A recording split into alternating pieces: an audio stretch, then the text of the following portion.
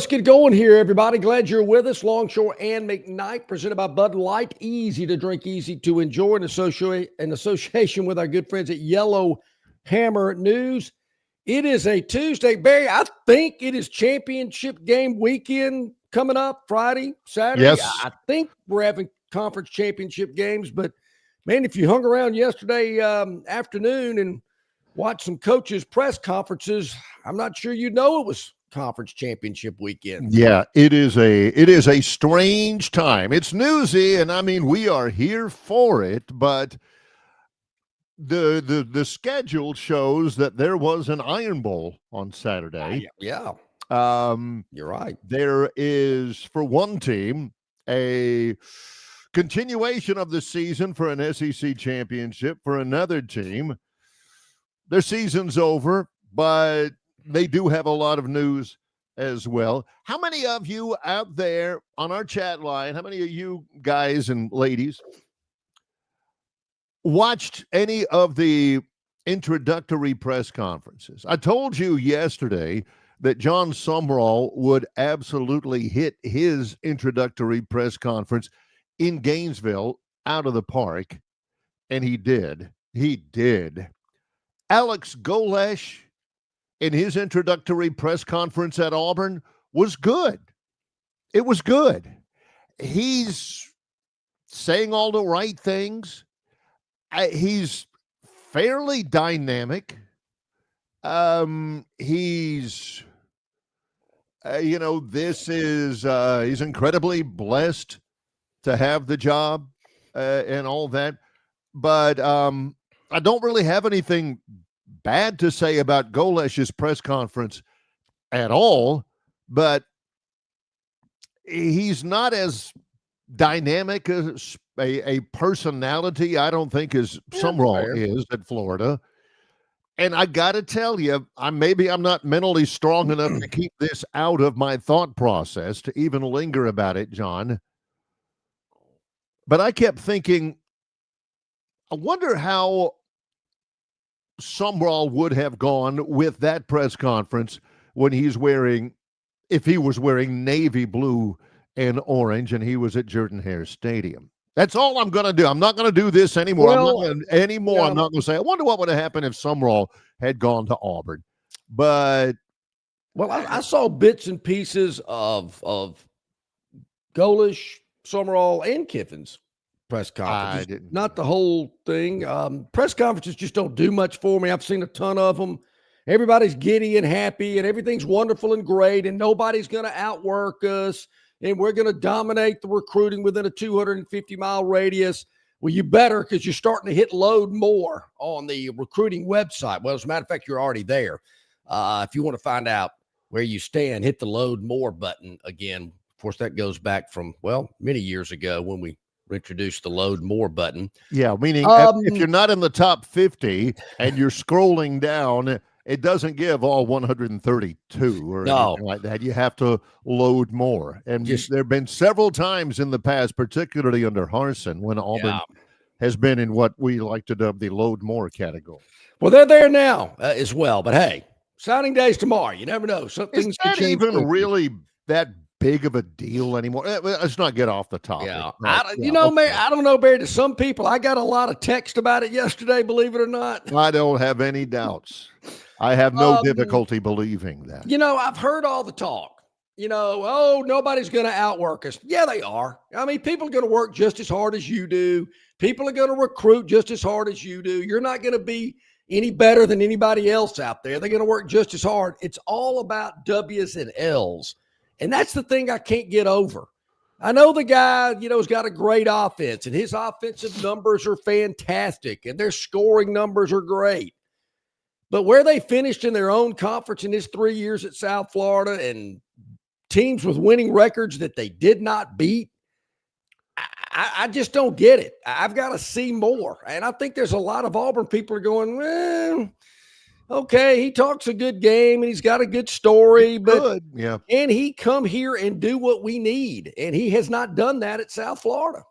Well, I don't know that whether, some of the fans are jaded or not. or how realistic many of the fans, and I'm talking about fans anywhere. They've been, Kentucky has hired a new coach.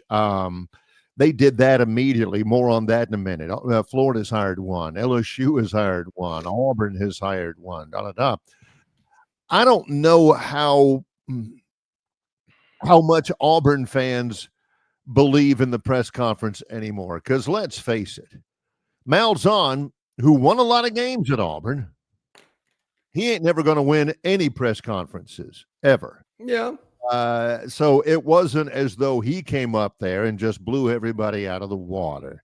And then, Harsin, and then Freeze, and, all of that. Auburn fans have been hurt before. Maybe they are taking a let's just see whether the wins come with Alex Golesh, because in the past, and this is part of the university's presentation. You have a tiger walk before the press conference. I don't mind it. I kind of get it, but the press conference isn't necessarily made for that. Coach Dye, he had his press conference, whatever it was, 43 years ago, 45 years ago, something like that. It wasn't anything like that. I think it was at Sewell Hall, in amongst the overstuffed chairs. And all anybody remembers about that press conference is somebody asked him how long it's going to take to beat Alabama. And he said 60 minutes. And that's great. That's a good line. Nowadays, the cheerleaders are there, the pep band's there. You got Tiger Walk and all that kind of stuff. Did they roll Toomer's Corner yesterday? I was hoping to get through this segment without John saying that. But I know anything positive happens at Auburn, you can go ahead and go ahead and start drinking the first time. Anything positive happens at Auburn, at some point, John is going to ask, did they roll Toomer's Corner? I think it's a legitimate question. Kind of like yesterday when they finally got around to, is DJ Durkin going to be on your staff? And I've never heard more tiptoeing and dancing around an answer in my life. Doesn't look good for DJ, but they certainly didn't say one way or the other on that one. Look, press conferences never done much for me. I do remember Saban's. I thought, wow, this guy is a little different. But, when you got Mike Shula and Mike Price and Mike Shula and Mike Dubose, it's going to be a little different with a guy like Saban. But there again, the numbers are what concern me. And I've got to tell you, Ty, I do not know if John Summerall is 0-4 against ranked teams while he's at Tulane, but I do know he's taking his teams to championship games, 2 at Troy and 2 at Tulane. That's 4 more than Alex Golesh has done. Yep. And Summerall's got a pretty good record. I mean, his record at Troy was phenomenal. Yes. His record at Tulane's pretty dadgum good too. Yeah. You'll find something. You can look at anybody and you can find something if you look hard enough. Oh, sure. I've got a mole that really bothers me sometimes. I've had it checked. It's fine. Oh, good. Right behind my right elbow. Kind of bothers me sometimes. Yeah. You can find something if you look hard enough. Oh, I heard he was 0-4 against ranked teams at Tulane too. Come on. Listen to that. He's at Tulane, and he's playing a ranked team, a top 25 team. He's at Tulane. Mm-hmm. And what are you thinking? He's going to go 4-0? If you see their budget, and you see their NIL, and you see their resources, and he's playing, I don't know, whomever, LSU or Ole Miss or somebody like that. Yeah, I heard he was owned. If you keep looking, you're going to find something about everybody. I would dare say that John may have a skeleton, believe it or not, or a flaw here or there or whatever. Here's what if it's me, and I'm not as practical a thinker as John is. John is more real world than I am. I'm a lot more naive than John is. But here's what I would be thinking. All right, 15-minute press conference. Come in. Introduce yourself. Here's the wife. I wasn't her first choice either. Here's the kids. This is my vision, and a war eagle at the end. And that's enough. If I'm a fan, I'm thinking, man, anytime you're spending talking to Biff Allen of Double Springs, Alabama in a press conference is time that you could be spending talking to Cam Coleman or talking to Jeremiah Cobb or talking to Deuce Knight.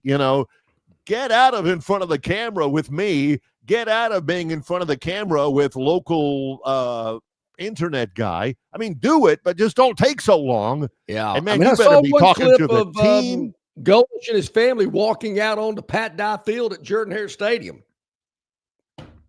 Okay. Right. What he needs to be doing is walking into locker room at Pat Dye Field at Jordan-Hare Stadium, or walking into team room at the football complex and saying, guys, here I am. Here's what I stand for. This is what you're going to do. This is the expectation, If you're not comfortable with that, let us know now. Let us go. Yep, I didn't agree with it, but I thought, and I still don't think it's a recipe for success.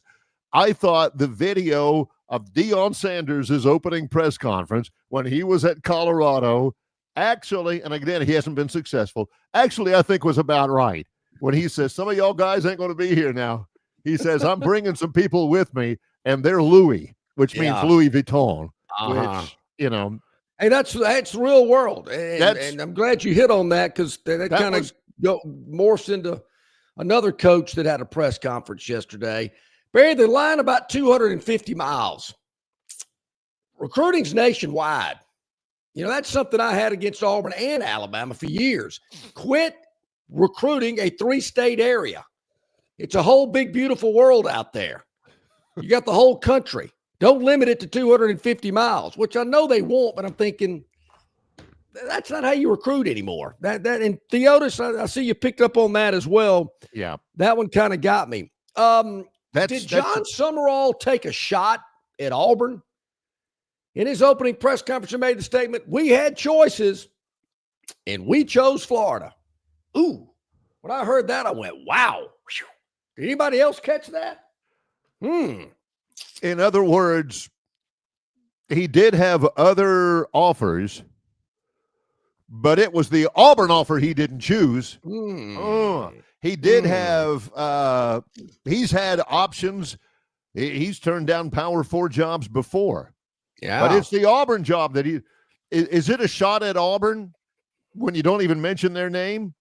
No, it's not, because John has made a career out of that.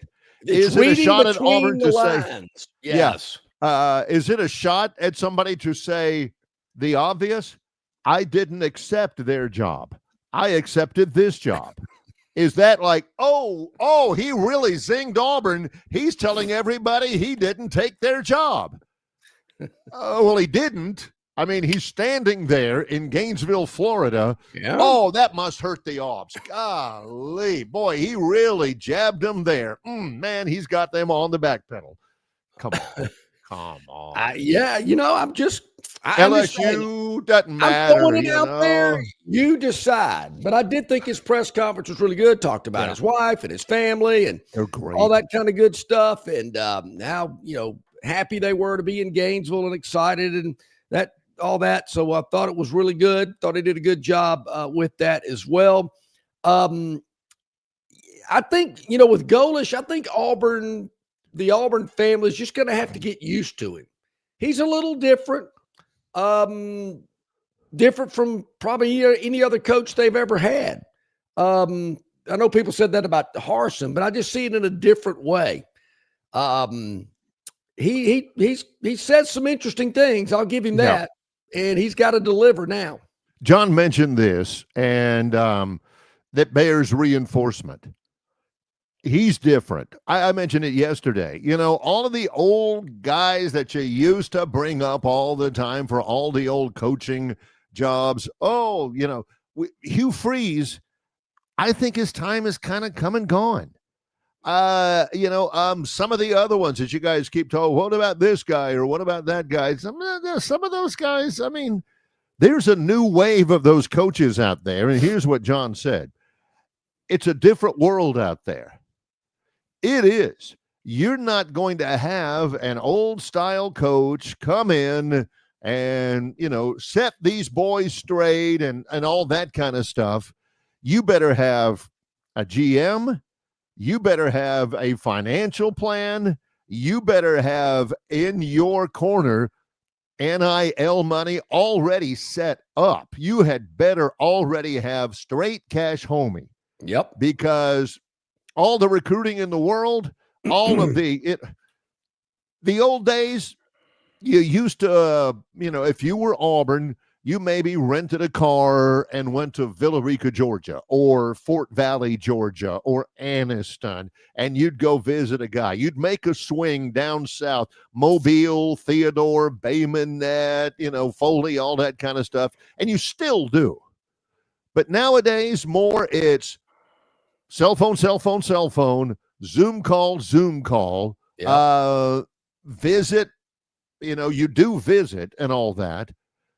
And your people talk to his people about how much money.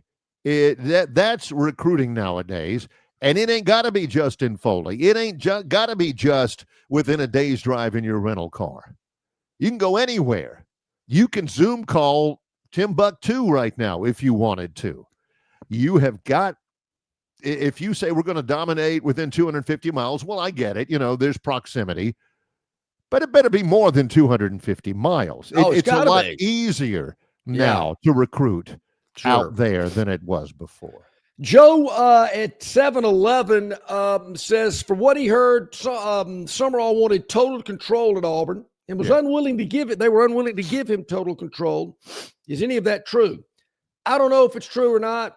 I know that's been a sticking point for many, many years. Coaches want total control. Nick Saban was a perfect example. And finally, the higher-ups at Alabama realized it and handed the keys over to him. If I'm John Summerall, I'd want total control too. You're not telling me who to hire. You're not telling me what offense to run. And that's been an issue at Auburn. And he knew that. And maybe he said, this isn't what I want to get into. I want to run the football program. And maybe Alex Golish at South Florida said, I'll do whatever you want. Incentive-laden contract, sure. Whatever you need, but doom.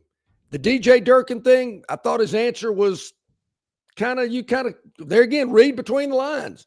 To me, it sounded like DJ Durkin's not going to be on his staff. Yeah, and if they lost John Summerall because they were demanding DJ Durkin, then that's not smart move. How about this for a shot? Since John took a big stretch did John Summerall take a shot at Auburn when he said he turned down other jobs? Oh man, what a body blow that was, people. Did my ears perk up, Barry? When I hear things like that, go ding, ding, ding, ding, ding. Ooh, well, how about this? Rewind that. All right. That. Did he say that? Let me bring this up to you personally. Let me hear if we get the ding, ding, ding. Alex Golish says at the press conference, in front of everybody, John, he said, I like football more than I like golf. Huh. Cute. Huh? Says he's not very good. Yeah. I guess he's had to play at some alumni events. Golish doesn't come across to me. Just doesn't look like a golfer. But that was a nice little. What does that mean? He got a little stubble. He's a little portly. He just doesn't look like. I'm not sure he could make that full rotation. Neither could Craig Stadler. But it was that a veiled thing where the Auburn people say, oh yeah, I get you, Alex. I think somebody asked him the question, does he play golf? I think one of the reporters actually might have asked that, and he came back with some little cutesy answer. I think he said he doesn't fish either. He just it's all about football. That's his hobby. All right, when we come back, we're going to talk a little Lane Kiffin. We're also going to talk about some college conference championship games, a little scenario that I heard some discussion about yesterday that I thought was very interesting that we'll share. Brian Matthews, auburnsports.com. At the bottom of this hour, Travis Ryer on YouTube, talking Tide at the top of hour number 2. A little bit later on tonight, they're going to come out with the next to last college football playoff rankings. We'll talk about that as well on Longshore and McKnight in association with Yellowhammer News, presented by Bud Light. Located just 8 miles north of Alabama's state capital, Capitol Hill features 3 18-hole championship courses. With more than 1,500 acres of golf and nature, The pure magnitude of this facility is amazing and allows each course to be drastically different from the others. Capitol Hill also features an innovative 360-degree driving range, 400 yards in diameter. Capitol Hill offers a fully stocked pro shop with the latest equipment and apparel. Great food and beverages in the clubhouse can be enjoyed both before and after your round. Get your group together and hit the trail. Go to rtjgolf.com/Capitol Hill for tee times and more information. The dreams that matter most happen while we're awake, because they're the ones that remind us of the places we want to go, of the ideas we plan to pursue, of the legacies we hope to leave. We understand you have goals to meet, and we want to help you reach them, to fuel your vision and invest in whatever motivates you. So we want to know, what inspires you? Synovus Bank, member FDIC. Phoenix Physical Therapy is ready to help patients recover, recharge, and rise. They develop a customized therapy plan for each patient to get them back to enjoying their favorite activities. Their experienced team is committed to providing exceptional care in a professional environment. Whether you're looking to prevent or treat an injury, recover from a recent illness, or recuperate from surgery, schedule an appointment with our clinic and take advantage of our physical therapy, athletic training, workers' comp, and employer solutions service. Experience elevated physical therapy today. Call Phoenix Physical Therapy at 239-9316. That's 239-9316. Okay, about 21 minutes past the hour on this Tuesday, Longshore and McKnight. Barry, I don't remember what presidential debate it was, and I don't remember the exact exchange verbatim, but basically it was something when Hillary Clinton tried to jump on Trump about not paying taxes, and Trump's response was, well, I'm just using the same rules that all your friends are using to not pay taxes either. And until they all change the tax rules, I'm going to use the rules to my advantage. And Trump got a big boost from that response. It kind of reminds me of what Lane Kiffin for leaving his team. And I get it. I think so too. Wow. I mean, these guys, have played hard and worked hard, and now they're in the college football playoff.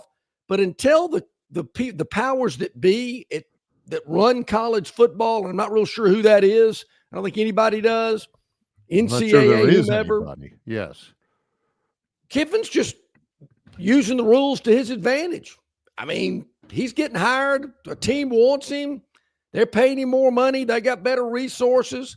They've got better talent pools. He's just using the system. And until they do something about it where the signing day is not tomorrow and you can transfer at a certain period of time or you can opt out and all these crazy things that are going on in college football, he's got to take advantage of the system. And he's certainly doing it until somebody gets more structure and plan and organization into football, because we've heard so many coaches talk about it.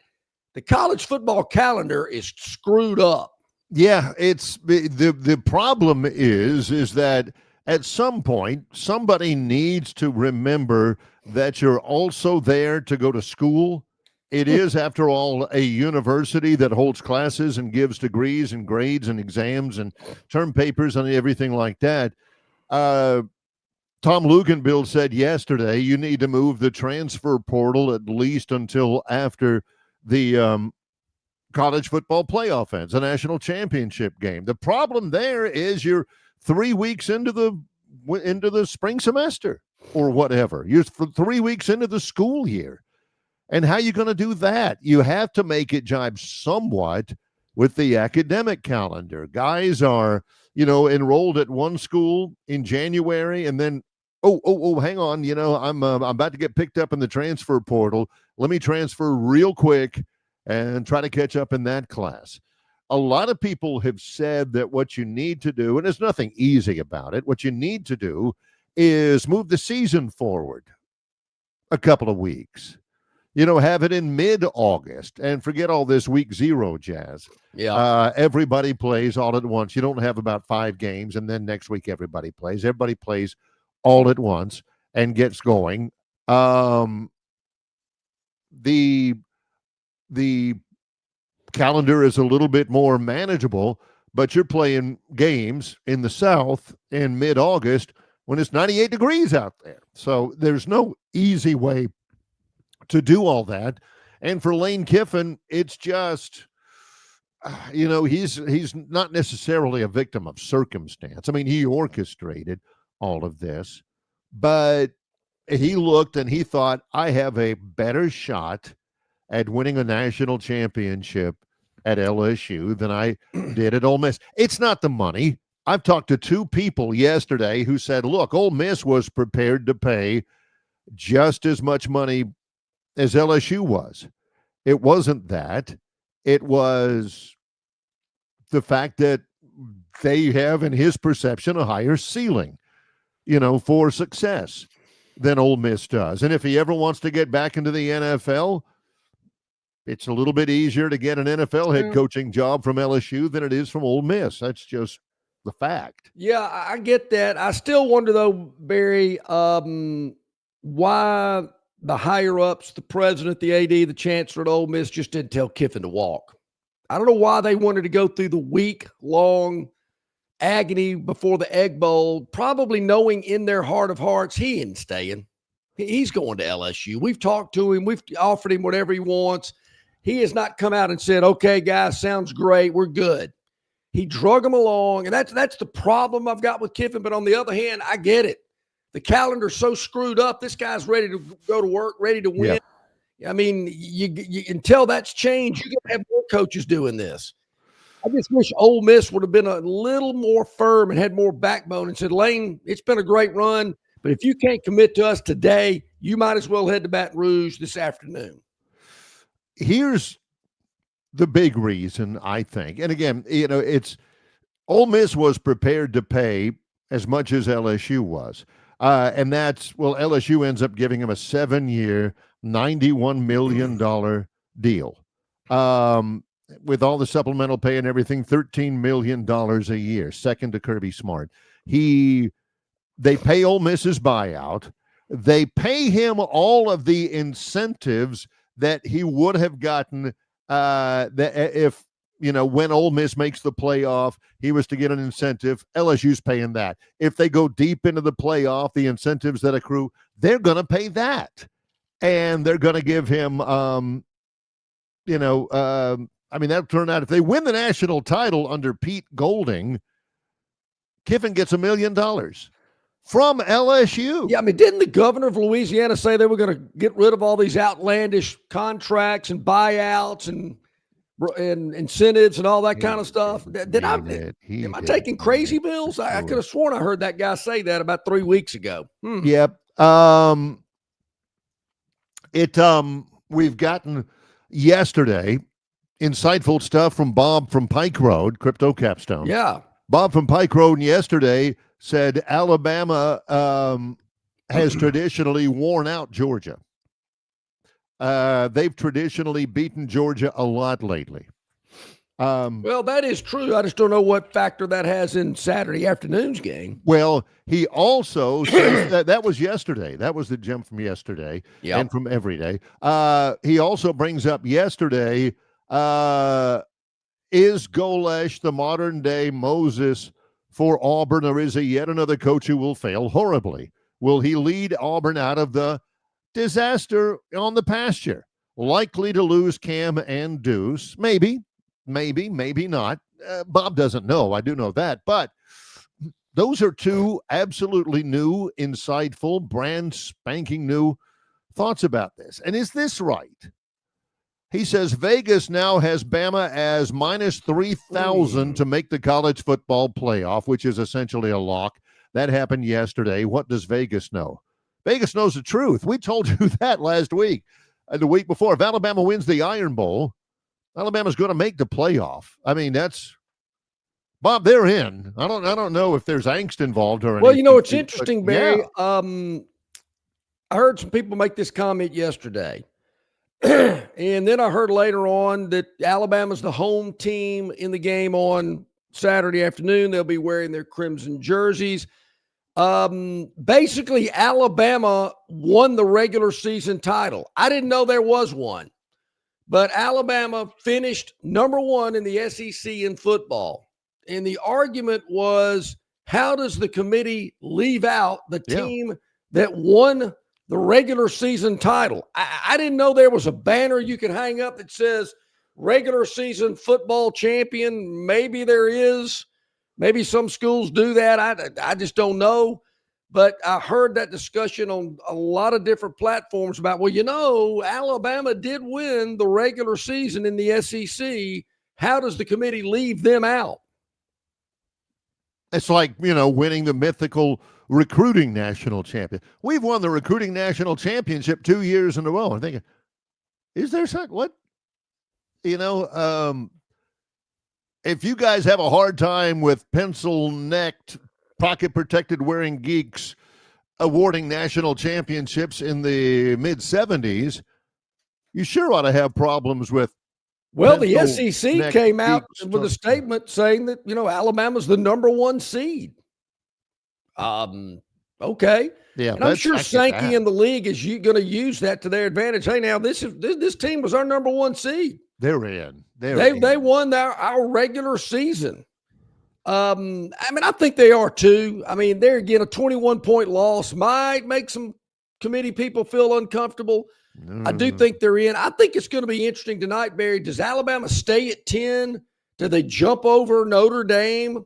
Possibly. Do they really want Alabama to play Ole Miss on the road? Is that what the TV networks want? Really? Yeah, that's to me 3 things to look for tonight. Where Alabama is, where Vanderbilt is, because Vanderbilt is putting a major push on. Vanderbilt is talking about, if you want TV ratings, we got the quarterback. That's what they're saying. And the third one is Miami. Watch those 3. Alabama, Miami, and Vanderbilt. Barry, how in the world is Duke in the ACC championship game? They're like 7-5. Don't ask me. I've told you that yesterday. I don't know why in the world Texas A&M, all of that. I looked at the standings. There's like 4 teams ahead of Duke in the ACC standings. I'm thinking, what is going on here? And you think that game that's going head-to-head against the Big Ten championship game on Saturday night, you talk about TV ratings. Who cares? It'll be a test pattern on that ACC game.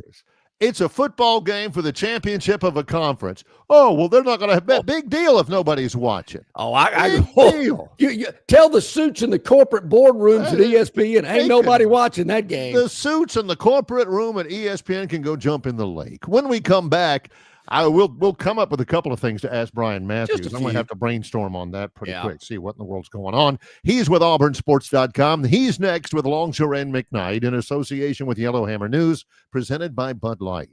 Why Hands? At Hands Heating and Air, you get this area's highest ranked service provider with 24-hour repair service, no overtime charges, and their same-day service guarantee. Plus, instead of other companies' 30-day repair warranty, Hands gives you a 3-year repair warranty. Hands Heating and Air is here for you 24/7, 365. And service is not just something they do, it's their way of operating, for you in mind. All of Hands employees are trained to adhere to this standard. They work hard to ensure that this standard is maintained, and they are constantly looking for new ways to better serve you. Call Hands Heating and Air today at 508-5382. That's 508-5382, or find them on the web at 834hands.com. Man, where's the beer guy? Bud Light here? You got a Bud Light? Bud Light? I'm here, Bud Light. Bud Light here? Bud Light here? Bud Light here? Bud Light where? Bud Light here? Oh, Bud Light there. I missed that because of you. You did not miss that play because of me. Tough to stop talking this way? Yeah. It's actually kind of fun. Hey, I got your Bud Light. Oh, nice. Never mind. Anything for the clean, crisp taste of Bud Light. What I miss? I have no idea. All guests of Longshore McKnight appear on the City of Montgomery guest hotline. Check out the most interesting and informed personalities in sports covering Auburn, Alabama, Troy, ASU, and all the major teams from across the country. John and Barry have the best guests brought to you by the City of Montgomery. To find out everything you need to know that is going on in the capital city, check out montgomeryal.gov. That's montgomeryal.gov, the capital of dreams. Okay, about 25 minutes to the top of the hour. Our man, Brian Matthews, auburnsports.com, joining us here today. Hey, Brian, hope you're doing good. I am doing good. The football season's over, and Auburn has a new coach, so let's go.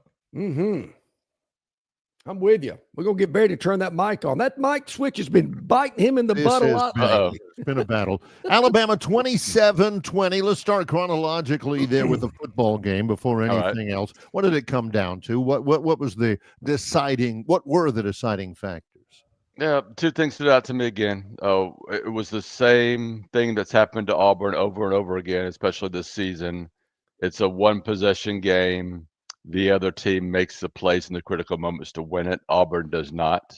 I think that's not just random. I think because it keeps occurring over and over again, that was something about this year's team and their inability to really take care of business in those moments. And then the other thing I thought that really stood out and just surprised the heck out of me was the first 20 minutes of the game. Auburn looked apprehensive. They looked a little scared.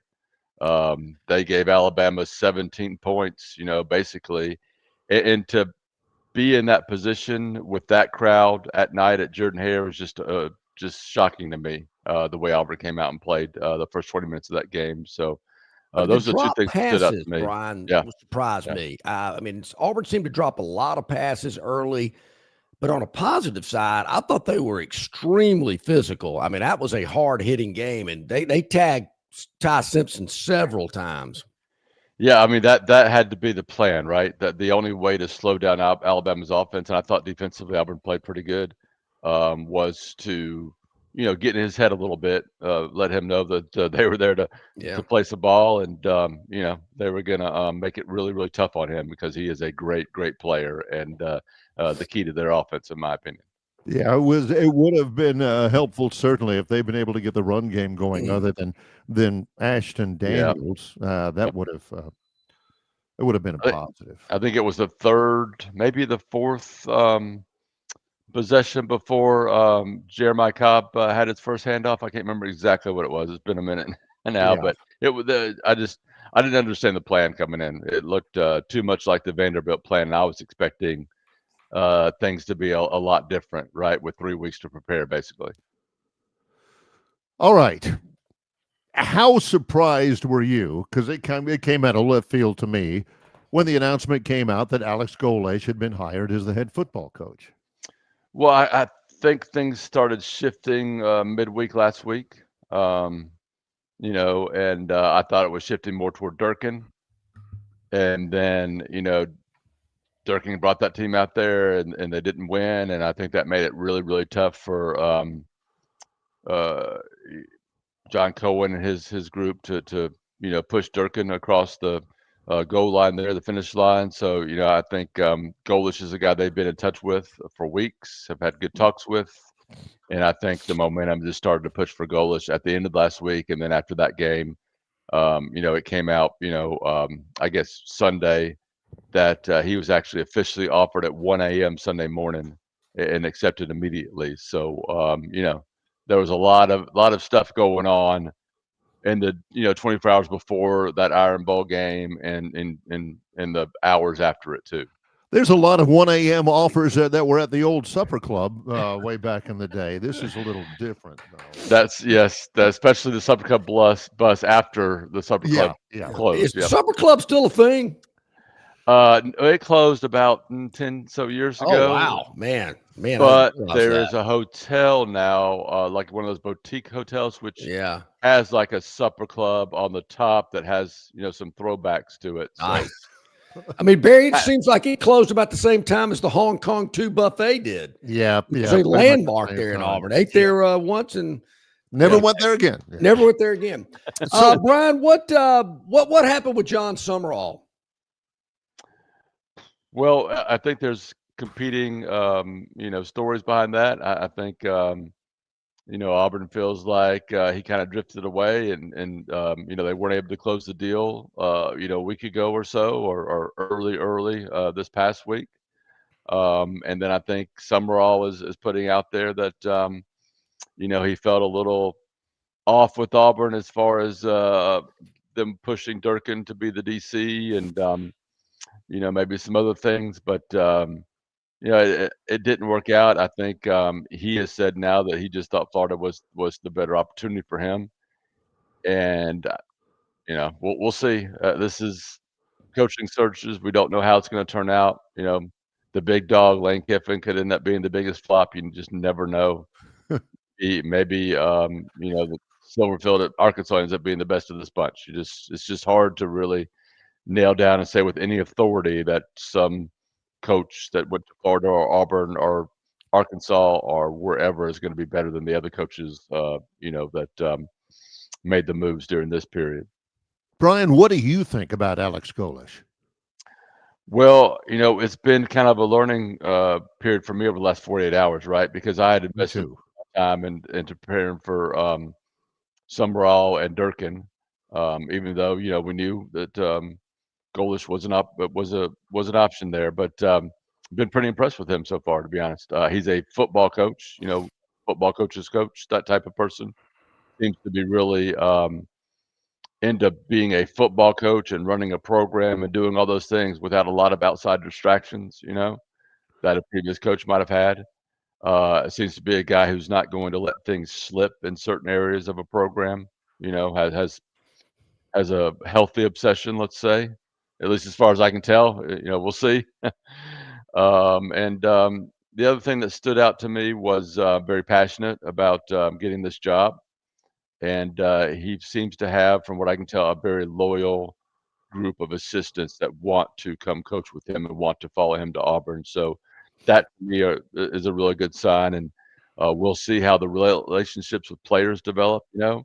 I think it's positive that he's been a recruiting coordinator through most of his time coming up as an assistant. That's something, you need to be as a head coach now.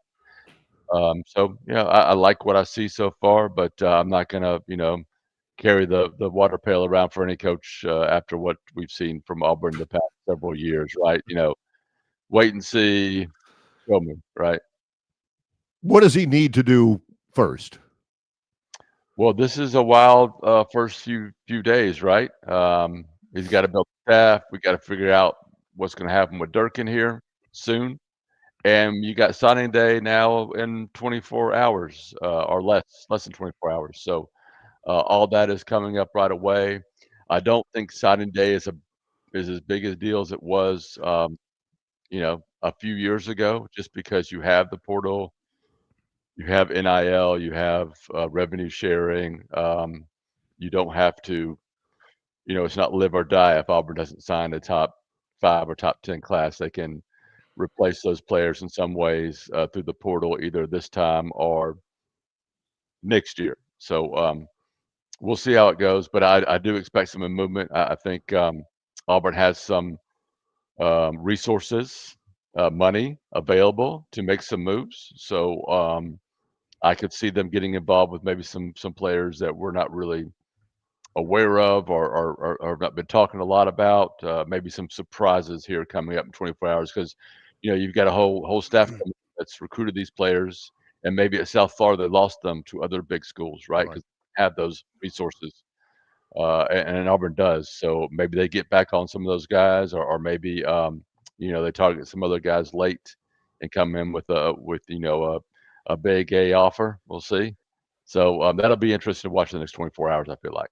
What about players that are currently on the Auburn roster moving on?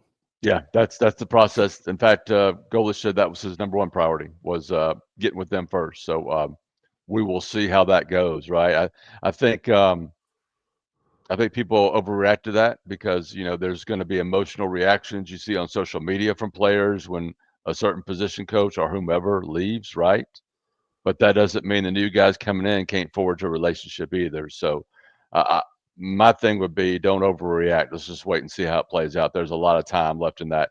Even if a guy jumps into the portal, it does not mean that he's necessarily, going to leave. It's not a good sign once you get to that point, but still, you can still win them back, right? And there's also some confusion on my part, again, with the NCAA rules about, the new rules about hiring a new coach and the portal being opening because we have reported on 3 as reported that applies to coaches who were hired in January, not necessarily in December. So I'm still a little confused myself exactly what the rules are as far as when the portal opens for Auburn's players as compared to the regular portal opening, I think January 3rd. So that's something I still need to get some answers on. And I don't know what the actual truth is there.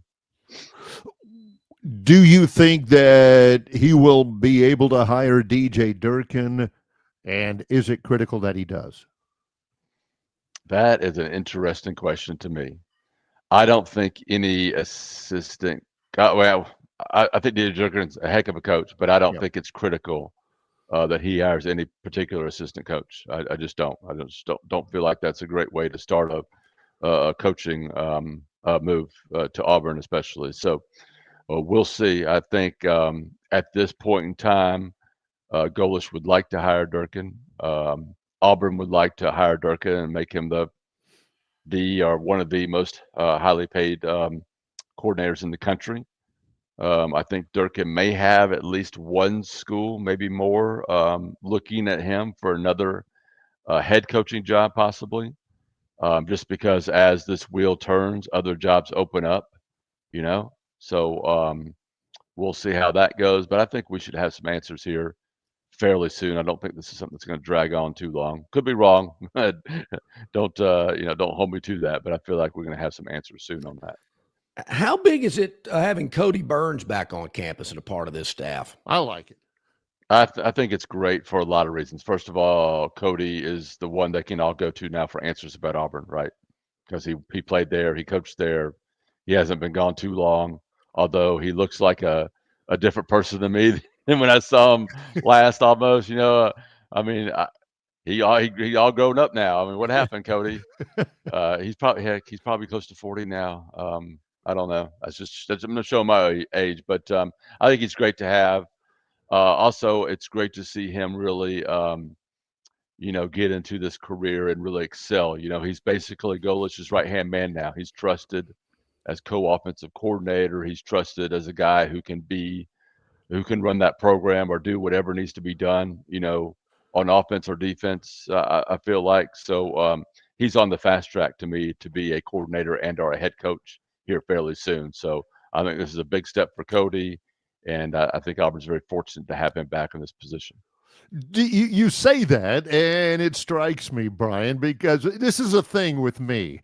Everybody that I'm broadcasting, everybody that you're covering, they're all 18 to 22 years old. Every year, another 18, they're all 18 to 22 passing through. And then 10, 15 years later, a guy like Cody Burns comes through, and you're like, dude, you've gotten old. Yeah. And he says, you. Yeah. Then, hey, take a look at all this gray hair, buddy. Yeah, exactly. That's exactly it. Happens to me every time. Although I've gotten to the point now where my mouth doesn't open. I say the words; they're just in my head, right? Yeah. I've learned. Say them to yourself. But it still amazes me. It really does. That guys that I covered now are 40, have kids. Some of them have kids that are being recruited are being recruited by Auburn or other schools. It's just amazing to me.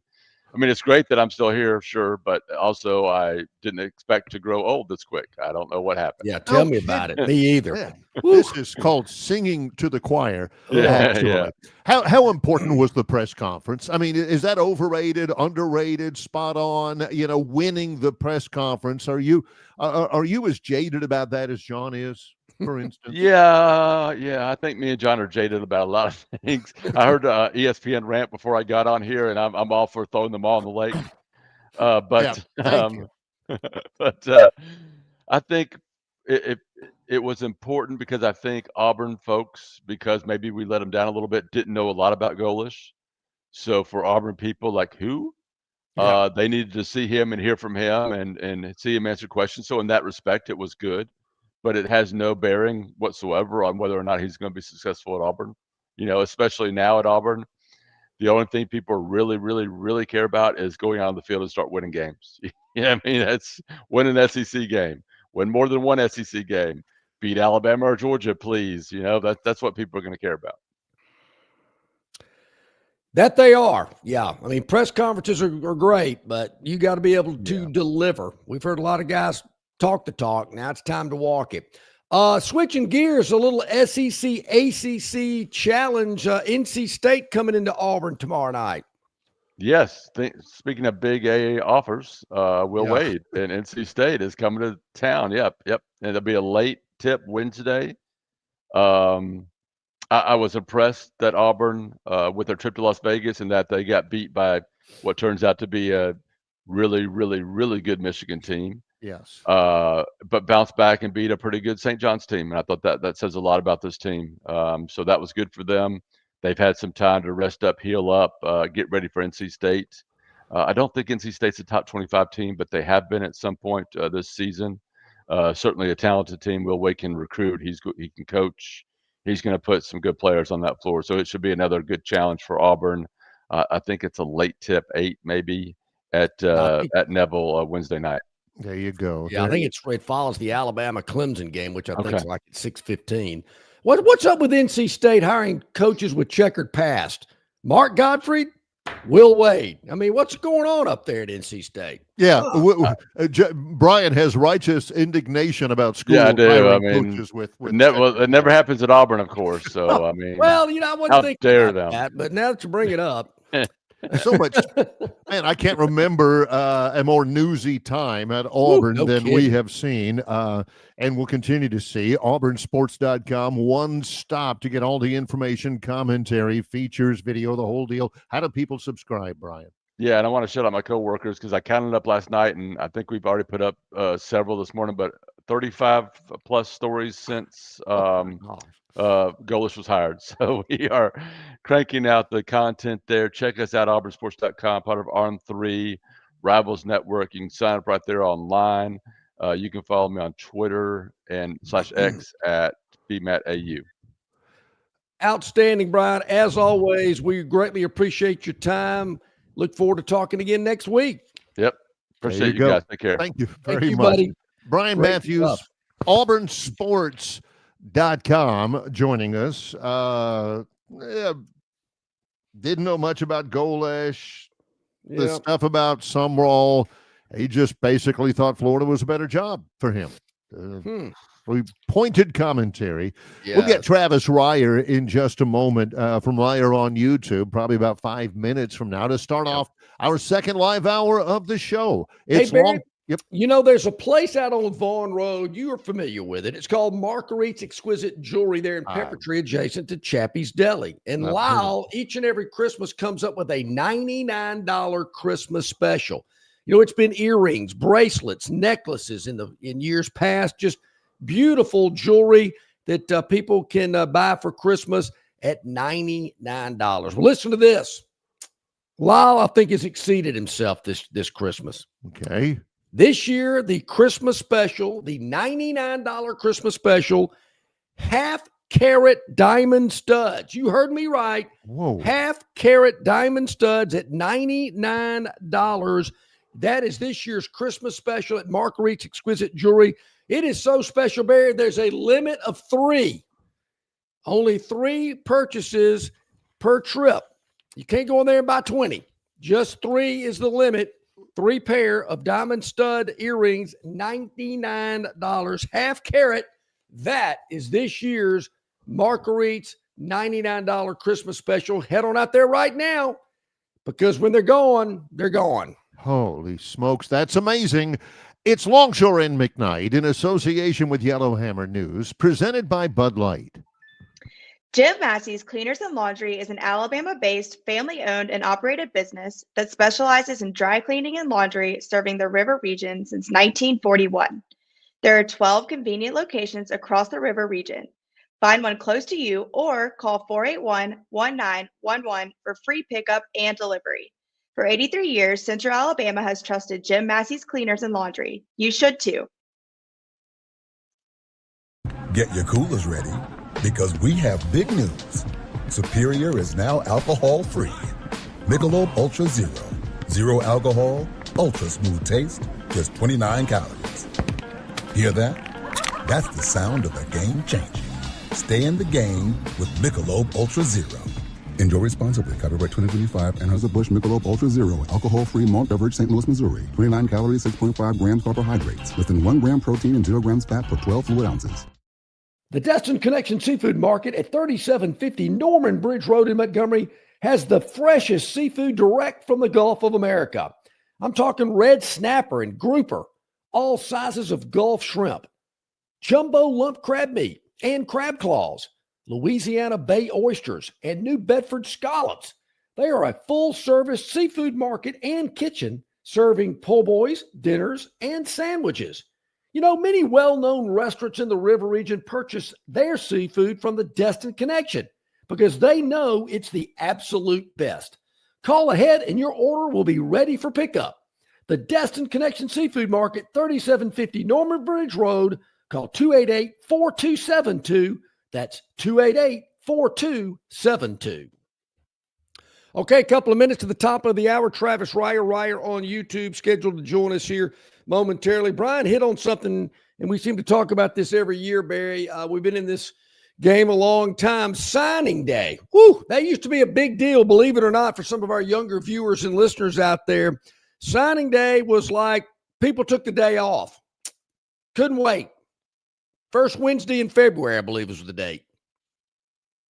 Will we get that big running back? Oh, my gosh. Did you hear about him? He's from Spartanburg, South Carolina. He's the new Bo. Yeah. I say let's sign his best friend as a tight end so he'll come down to, gosh, if we get him, I'm telling you guys, SEC championships. And he passed 4 big-time schools to get to Auburn. I think somebody made that comment. Yeah, Stephen Davis. But, literally, for those of you ladies watching, and we know you're watching and listening, back in the day, you were in bed. It was dark. You haven't really talked to your husband that much. He's lying there beside you. You know he's not asleep because he's not snoring. Yeah. And you're thinking, I wonder what he's thinking right now. Is he thinking about my need to have more conversation and more quality time with him? We just don't talk anymore. Or is he thinking about that secretary? Or here's what he's thinking about over there. Man, if we don't get 2 offensive linemen 5 stars tomorrow, I don't know that I'm going to be renewing my Tide Pride. Golly, if we don't get that linebacker. I told them about him. I told them that my cousin's sister once taught him in elementary school. Golly, we got to get, that's tonight, the night before National. You're right. It was a huge, huge deal. And this is before the internet. People did not have instant access to find out who had done what, when, and where. So radio sports talk shows were kind of the avenue people went down to find out. We would spend all day, get ready for the afternoon show, and answer phone calls, take questions. No internet, none of that, maybe a fax. But people had to find this information out by local radio. And they'd call the radio station all day long, wanting to know what was going on, who was going where, even before signing day. Hey, who's visiting this weekend? It was all about visits. Yes. The whole month of January was about, hey, man, I got the visit list. We're going to share it with you in the next hour. In case you're wondering, as you're watching the program, what happens when you have a co-host who talks with his hands and knocks his camera connection out of the side of his laptop, that's what happens. And there would be people out there. I've told the story before. The guy who hired me as a student to come, this reason why I came to Auburn was because I got a job working at WAUD radio in Auburn while I was going to school. Bill Cameron. Oh, yeah. Great friend of John's, great friend of mine, wonderful radio guy, hired me. And I used to go in there, when I wasn't in class or whatever, and I used to hang with Bill. and he had the big loose leaf binder, spiral bound binder, notes, all in there. All different kinds of pens, pencils. And he used to be on the phone in the afternoon talking with his buddies. Okay, so that guy's coming. That's going to be an official visitor, right? This weekend or next, over for hours. Yep. Now it's, this guy was going to go there, but we're going to pay him $150,000 more, so he's coming here. And that could happen within the space of the morning of National Signing Day. And even then, John, you don't get him. You don't get that 5-star guy. He goes somewhere else. Admit it, some of you grown people. Well, I hope he has a terrible experience at LSU and he sees the light and comes to our school. I hope his girlfriend that it breaks up with him. I hope that she, hates the long distance relationship. I hope the coaches yell at him and he gets hurt. So he comes back to us later on, because now you can the next year, the year after that, all that kind of, it's transfer portal now. So it doesn't mean as much as it used to. And I think we lose a little something because of that. Well, I do too. It's just another example of the college game getting more and more like the NFL. I think it's hurt the high school athlete, the high school signing day. Yeah, that's part of it. And these schools are certainly still engaged in it and spend a lot of time and money on it, but also that transfer portal. Who's out there? Who can we go get? We talked about it, Barry. I kind of noticed it after the Iron Bowl. Some of the coaches talking to the opposing team's players. I'm not going to be this conspiracy theory guy, but when I saw DeBoer go grab, was it Austin Mack? I think it was, or maybe Keelan Russell. I think it was Keelan Russell. Coaches, and DeBoer notices it and stops in his tracks and turns around and grabs him. I saw a little bit of that after the Iron Bowl. And I know these coaches know these kids because they all recruit them, but it's amazing. These guys, hey, this is my only shot to talk to this kid. I might as well do it right now, right here on the field for the whole world to see. Yep. Our guy, Brian Cannon, he says this. Remember the kid that came to Bama instead of going to LSU and his mom flipped out on TV when he picked Bama? I know his name. Does John remember his name? Well, I can tell you, Barry, he announced it right before Alabama was playing in a national championship game because I was in my hotel room watching it. His name is Landon Collins. Landon Collins. His mother did not seem real happy. Barry, I don't know if it was a bowl game. Now that I think about it, maybe it was that infamous Sugar Bowl game against Utah, and it was like the day before that game or something. I bet Travis Reier can tell us when that actually happened. But I do remember watching that, and his mother did not seem happy, but Landon went on to have a great career at Alabama and in the NFL. Travis Reier on YouTube, Talking Tide, joining us here today. How you doing today, Travis? I'm great. How are you guys? We're doing really well. It's been, I don't know if you agree or not, it's been kind of a full news cycle for us. I can imagine. Yeah. Just a little bit with the turnover at Auburn and the Iron Bowl, and how about Troy? Yeah. There you go. To the Trojans. There you go, Travis. Good for you. And the Jacksonville Jaguars now lead the division. So, we all saw that coming a couple weeks ago. Man, everything's lining up. I'm telling you, this is a great time. Alabama wins the Iron Bowl 27-20. What was the difference, Travis? I would say,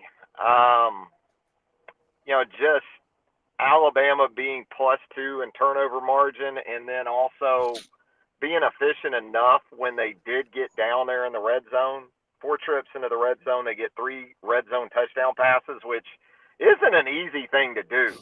When the field gets tighter down there, it can get tougher and tougher to make that happen. That's typically why you like good rushing offenses better in red zone situations than you do teams like Alabama to that point of the season. But Alabama ran the football pretty effectively against Auburn. But ultimately for Auburn, too many penalties, I'm sure, from that perspective. And then also, too many drop passes too. And the turnovers, the takeaways there in the second half were big, because even on the one that Alabama didn't turn into points, the first one, Auburn had momentum and was, on the other side of the Alabama 50, and it looked like it was going to go down and tie the game there. So I would say all those things played into it for sure.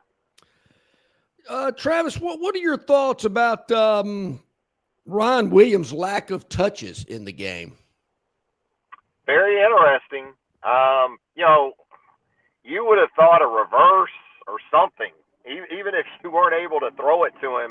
And you understand that DJ Durkin was dialing it up, and bringing 6-7 guys on more than one occasion, and it wasn't an opportunity for Ty Simpson to sit back there and give things a chance to develop. And that's kind of the offense they are. They play action. They like to hit those deep crossers. But Auburn got after Ty in the pass rush pretty good, and but still, you would have thought there would have been something that could have gone to Ryan Williams. Although, a year ago, even with as good of a freshman season as he had, it was in the second half where you saw that little bit of a dip, right? So, not exactly sure what's going on with him.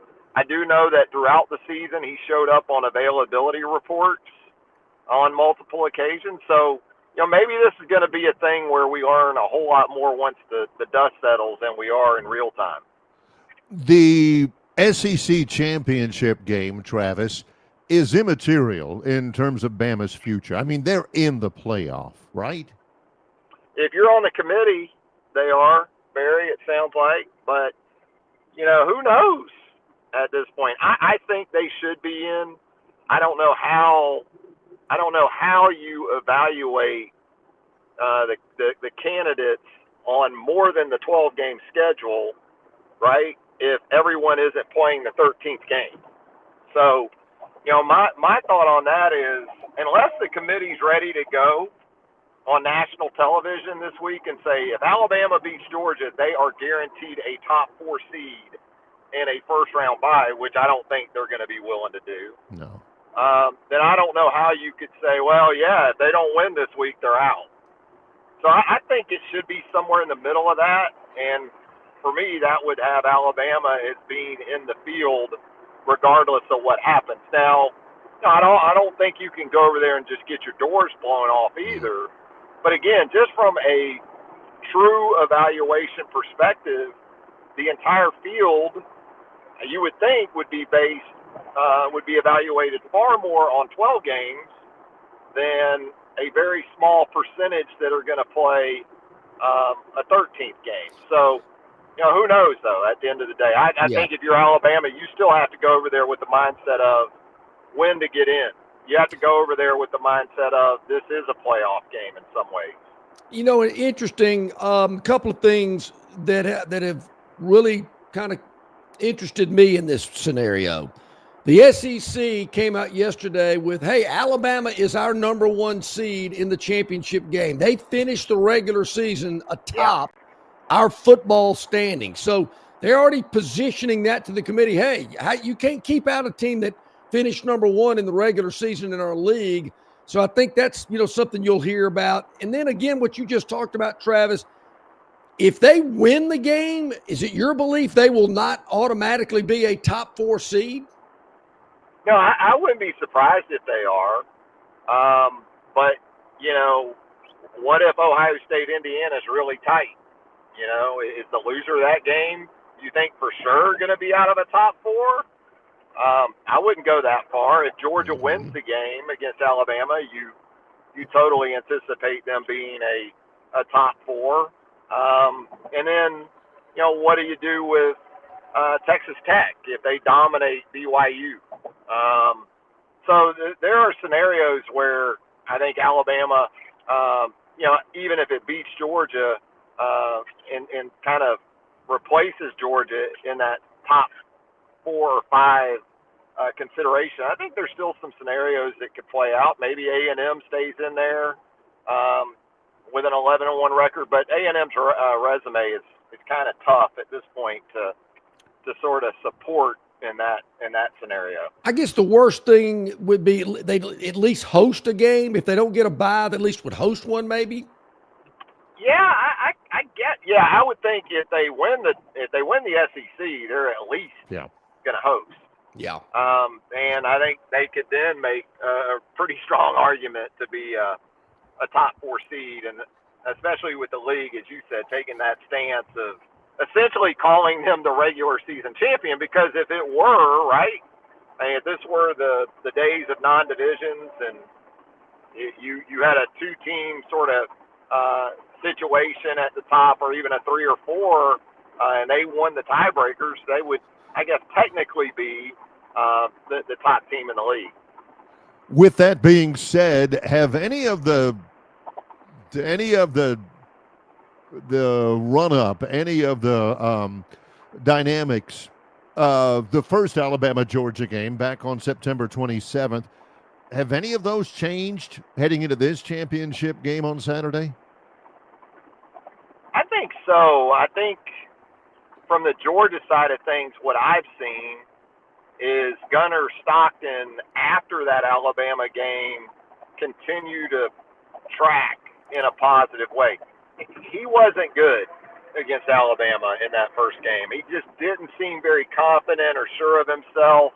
You know, the difference between he and Ty in that game was very noticeable. I think for a lot of people, it's the feeling that maybe they've switched places going into this game. The expectation for this game might be more that it's Stockton that has the edge at that position over Ty. We'll see.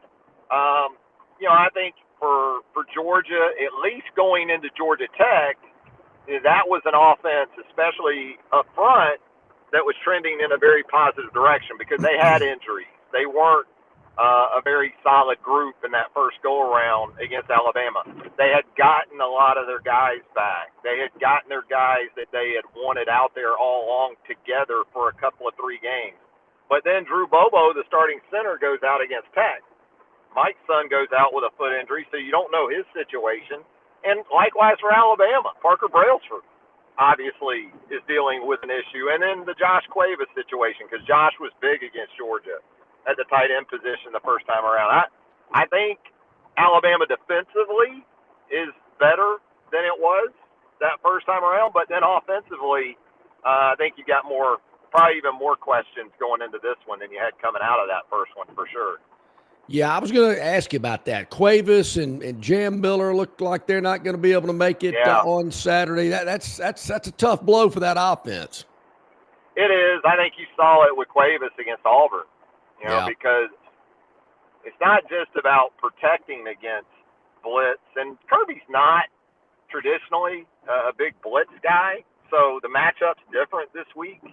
And I would say Georgia's not as dominant on the edges as Auburn can be with those 2 guys that they've got, and then with the way Atkins can really get after the quarterback as a blitzer. So it's a different kind of matchup with this Georgia defense. I think in some ways that could help Alabama, but sure, you wonder, is AK Deere going to be more involved in this?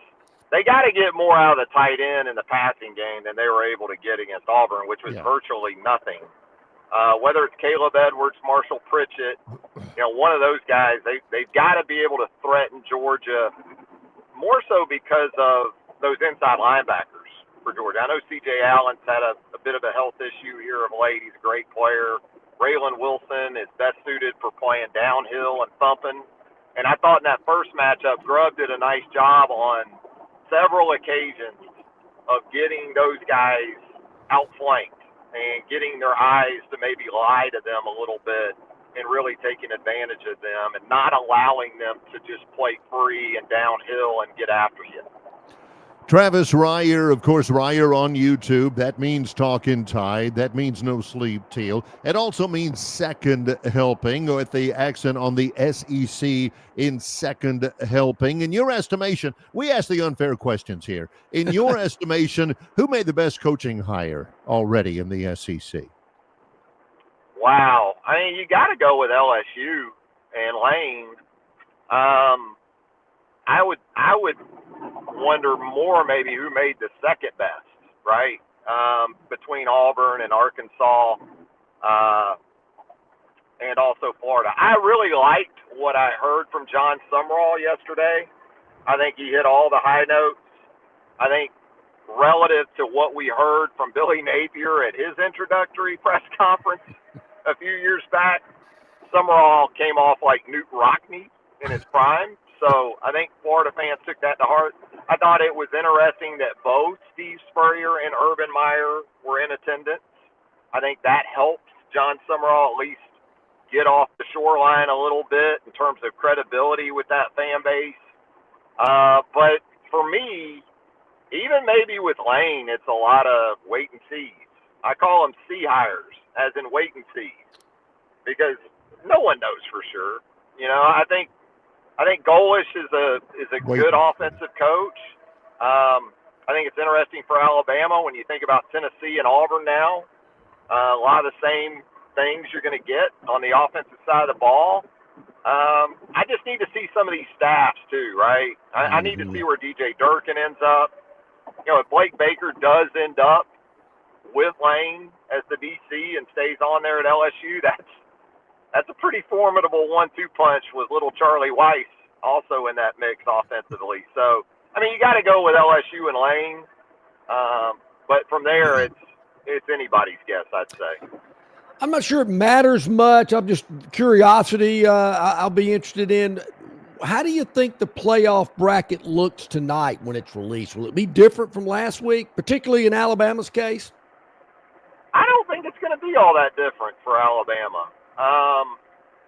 Yeah, I don't know to what depth this committee goes on games like the Alabama-Auburn matchup, other than records. You know, it's like, well, yeah, they beat a 5-6 team on the road in the SEC. Yeah, great. We'll put the same weight into that as we did like South Carolina, which obviously the committee doesn't seem to put a lot into that win. Now, you go under the surface a little bit with that, you see that Auburn, for all of its struggles, pretty much very competitive in every SEC game this season. I mean, nothing was easy really for any team that played Auburn. So you would like to think Alabama would get some credit for that, but with this committee, I haven't really seen that. It doesn't seem so. I think Alabama's probably going to be in the same spot they've been the last couple weeks.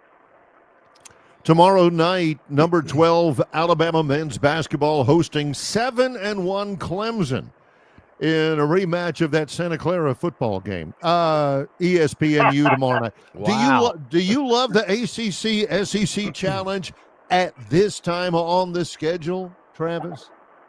I do. You know, I think it's kind of like the in-season cup for the NBA. You know, you try to create some interest and you try to satisfy your TV partners in a lot of ways. I would like for Alabama to maybe see a little more variety. Not that Clemson hasn't been really good in recent years, and some of the games, as we know, have been extremely impactful where the postseason is concerned. But yeah, I mean, it'll be interesting to see, you know, what Alabama does moving forward here, and you know, dealing with some things, I think, from a health perspective. But yeah, I like the matchups.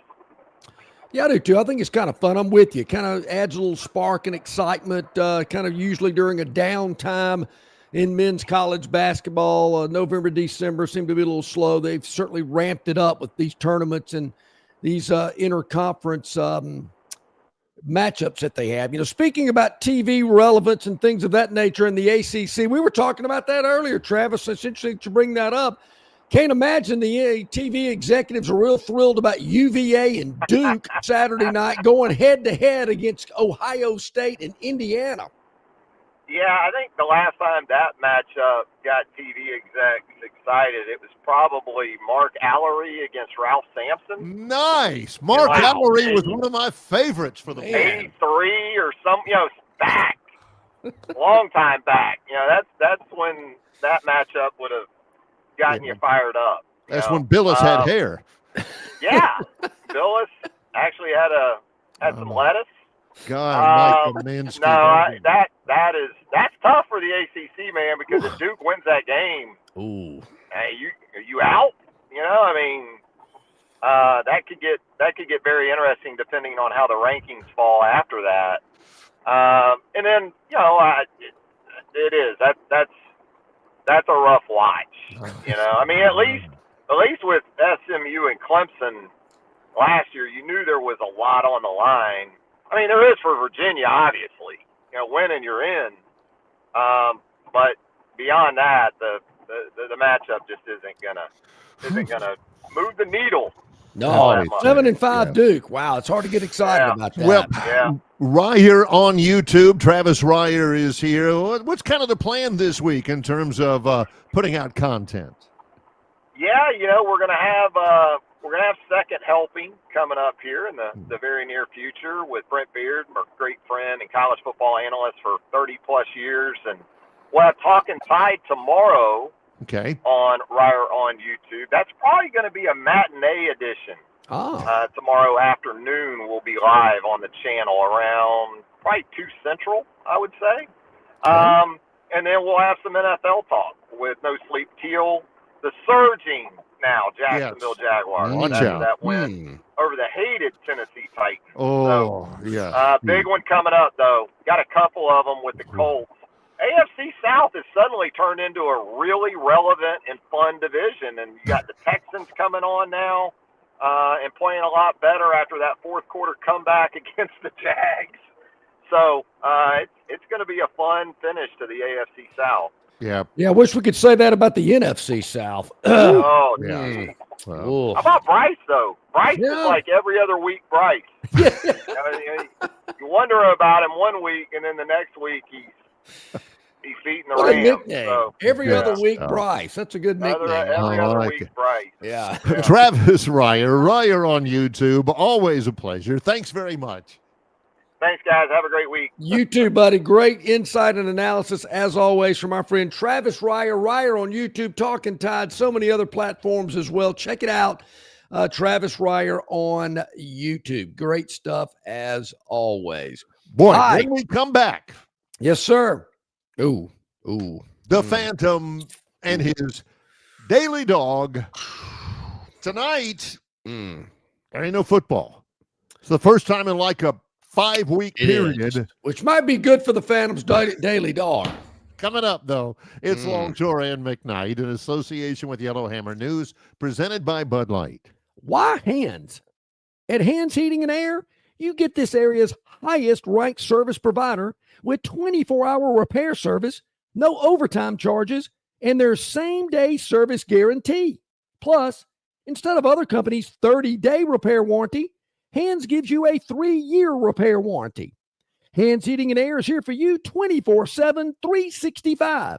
And service is not just something they do, it's their way of operating, for you in mind. All of Hands employees are trained to adhere to this standard. They work hard to ensure that this standard is maintained, and they are constantly looking for new ways to better serve you. Call Hands Heating and Air today at 508-5382. That's 508-5382, or find them on the web at 834hands.com. It doesn't matter if you're running drills at the park, playing pickup on a Saturday, or sinking the final putt. When you compete with your friends with Michelob Ultra on the line, competition isn't that friendly. The trash talk, next level, and the stakes, those are crystal clear. With only 95 calories and superior smooth taste, it's the ultimate trophy. Superior is worth playing for. Michelob Ultra, superior light beer. Enjoy responsibly. Copyright 2025, Anheuser-Busch Michelob Ultra Light Beer, St. Louis, Missouri. Stivers Ford of Montgomery has Bronco Sports for $8,000 off, Broncos for $10,000 off, or take advantage of the sign and drive lease offer with $399 for 36 or 48 months and 0 down payment. Stivers Ford, where price sells Fords. Stivers Ford of Montgomery has F-150 $16,000 off or 0% for 66 months. Even Lightnings $16,000 off or 0% for 75 months, and Super Duties $12,000 off. Stivers Ford, where price sells Fords. 24 minutes past the hour on this Tuesday, Longshore and McKnight, presented by Bud Light in association with Yellowhammer News and yellowhammernews.com. Check us out at Yellowhammer News with video content, write-ups about the show each and every day. You can also follow us on Facebook and YouTube and Instagram and X and Spotify and Apple Tunes and all that kind of stuff where you find your podcast. We would really appreciate you checking it out. Hit the like button, hit the subscribe button, tell your friends about it. Really appreciate it. Now, we have this little feature. Call it the Phantom's Daily Dog. Mm-hmm.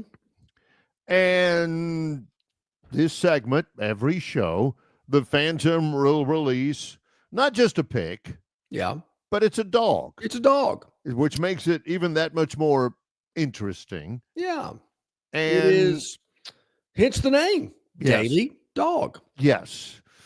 Yesterday's Daily Dog, refresh my memory, happened to be in the NFL, was it not? Is Monday Night Football, yes. In New England, the Patriots, in their retro uniforms, which I kind of liked. It's kind of nice seeing those. You know, I don't mind those retros. It's the ones I don't like are like the ones Detroit wore on Thanksgiving or Green Bay will wear from time to time. Pittsburgh wears the worst looking retro uniforms in the history of Earth. Yeah.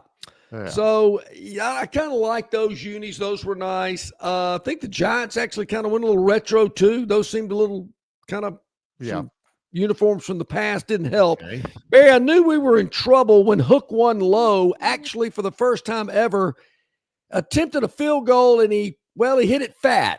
He hit the ground about 6 to 8 inches behind the ball. What? I've seen that happen on the golf course a lot. Never in a football game for an attempted field goal. I don't know who this guy is. I've never seen him before. I think they got him off the waiver wire. I knew we were in trouble there. Yes. Knew we were in trouble. It never got really what I would consider on track. Well, we would have cut it to 7 at that point. If that field goal splits the uprights, we're only 7 back, catching 7.5. So we're in the game. But it went south from that point on, and we moved to Smithsonian, I believe it was. How did they build that, or how do they repair that? One of those shows on Smithsonian. Yeah, I think yesterday it had something to do with Coleman Coliseum. Yeah. If I remember correctly. Yeah. So wasn't a good night on Monday night, but hey, we press on. And, well, it is here, folks. We are, for the first time, well, I would say this year, but this season, we are going to the association, the NBA. Barry, tonight, believe it or not, and I think I touched on this a couple of weeks ago, I'm a little surprised. Maybe NBC feels like there's nothing else better to put on. You know, there's no more Seinfelds. There's no more Friends, things of that nature that were so popular back in the day. So they're putting doubleheader NBA basketball on Tuesday nights on NBC. Okay. I'm okay with it. Starts at 7 o'clock, Knicks and Celtics. Go figure. Knicks and Celtics. I wonder why they're putting those two teams on. Tonight, at night this evening at 10 o'clock, second part of the NBC doubleheader, the defending NBA champions, the Oklahoma City Thunder, against the Golden State Warriors, who have won multiple NBA champions. They certainly have. What do you think about the luck of the draw? Man, how did they get so lucky there? Unbelievable. Right. I mean, they didn't want to put the Timberwolf Pelican game on where tickets start as low as $13. Believe it or not, Barry, that's not the cheapest NBA ticket you can get tonight. The Pelicans are 3-18? It's been a tough year. Already fired their coach. The Wizards are 3-16. They play the 76ers. That one didn't make the cut either. No, where tickets are as low as $8 for that game. How about that? $8 $8. Pelican tickets, $7 more. How about that? No, $5 more. All right, here we go. John, you can buy a Taco Bell meal for $3 less than. Good gracious. Yeah, All I right. always told my children, why do you think that burrito's only 69 cents? Kind of makes you wonder what kind of meat's in it. Anyway, we're going to go first game on NBC, Barry, where the New York Knicks are on the road at Boston, and the Celtics are catching 1.5 tonight. Yeah, I see that. How about that? Home All team right. dog? We all over a home team dog tonight in the association.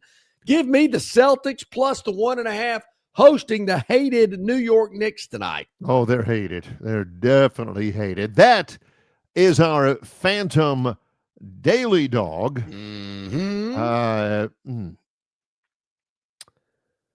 I know it's our first stab at the NBA, but hey, you got to start somewhere. First stab this season. If you remember, folks, we had a really successful run with the NBA in the latter part of the regular season and into the playoffs. Yeah. Just saying. Just throwing it out there. That is our Phantom Daily Dog for today.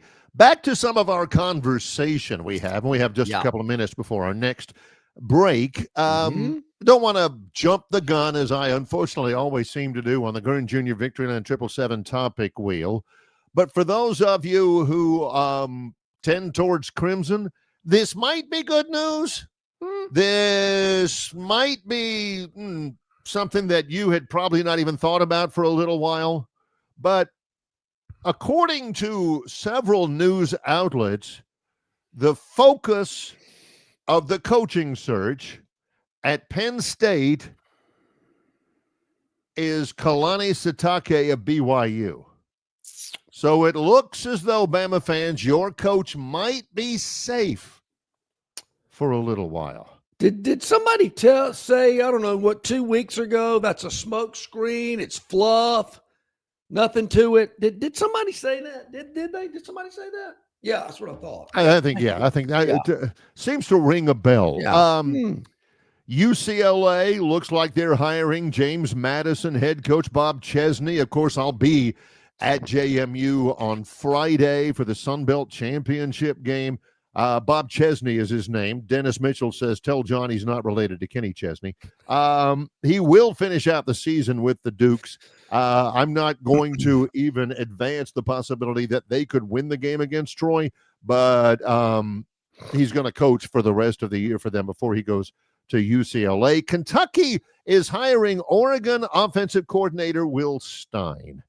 We wondered yesterday because John Sumrall, for the longest time, we thought he was the crown prince, the coach in waiting at Kentucky. He played there. Whenever Mark Stoops is gone. Well, Stoops is gone. The day after, Sumrall takes the Florida job. But the very next, and it was, Stoops was negotiating a buyout. They were going to fire him, but they allowed him to kind of leave on his own. The very next day, they hired Oregon offensive coordinator Will Stein. Don't know much about it. But leads me to believe that Kentucky pretty much thought there was no way they were ever going to get John Sumrall anyway. Yeah, I guess not. How must it feel? Rudy Stein, come on. He was like a bullpen pitcher for the bad news for Chico's bail bonds. Yeah, for the bad. Do you wonder how difficult it must be for Kentucky to know that their favorite son, guy who'd been an assistant coach at Kentucky, was Kentucky's leading tackler his last year. Sumrall had to give up football because of a spinal condition. But is that the same one that Mike Tyson had? No, spinal. Yeah. That they just knew they weren't going to get him. Is that Auburn the same at thing least? that happened at Auburn at least was punching. Auburn at least was giving it really? They interviewed him. They did all their due diligence. Several people got called asking for their opinion of Sumrall and all that. Auburn thought they have. Kentucky, I guess they realized they got no chance. And I guess not. But I'm still miffed about Sumrall not going to Auburn. Miffed. Do you hear? He is miffed. You're not the only one. My personal feeling was, he's going to Auburn. He's a great fit. Think he knows what Auburn's about. got a lot of energy, got an edge. But as he said yesterday, he had choices. Whew. Take that, Auburn. I had choices. Am I reading too much into that? Huh. I thought it was kind of a nice comment. This from John Dent on the chat line. John will quote anybody. He said the other day when we were talking about, I guess it was Kiffin, he said, no, about somebody else. He said, Barry, you need to read the chat line. We talked about that, an hour ago. Yeah, John, we got to wait for something reputable. Well, true. John Dent says, excerpt from an article. There's dysfunction at every school, but the football program at Auburn seemingly has it embedded. It's a national punchline. I think I read that somewhere, John, but I just can't remember where I read it. Who tell me said where that was? Can you tell me, who wrote it or what? John will send us an article now and again from something that's like, fredsfootballzone.com or something. I'm thinking, John, we can't put that. I think I did read that, but I can't remember where I read it. Huh. Yes. And Plainsman Preston brings up a good point. He said, I had choices when I chose my school. And like John Dent, I chose Auburn. How about this? And I don't think you had as many restrictions, Theodis, as it seems that John Summerall was facing or demands. How about this? They probably said, yeah, Theodis, you want to bebop on over here to Auburn? Yeah, tried it up. Yeah, sure, great. Come on over. Yeah. Santa Fe, Supper Club, Guthrie's. What else was over there? I keep forgetting that it actually was called Santa Freeze because we all called it Santa Flush. And they, shortened it to the Flush. I don't know how I remembered that place. Well, how did that come to my head? It ain't been there in forever. It was there when I went to school. I used to hit the ice creams pretty hard. It was good. Real quick, before we go to break, and this is probably going to be on the Gurn Jr. Victoryland 777 topic wheel. Your thoughts about this? Opening the 2026 season. North Carolina State and Virginia. Doesn't do much for you, does it? What North Carolina are they playing in?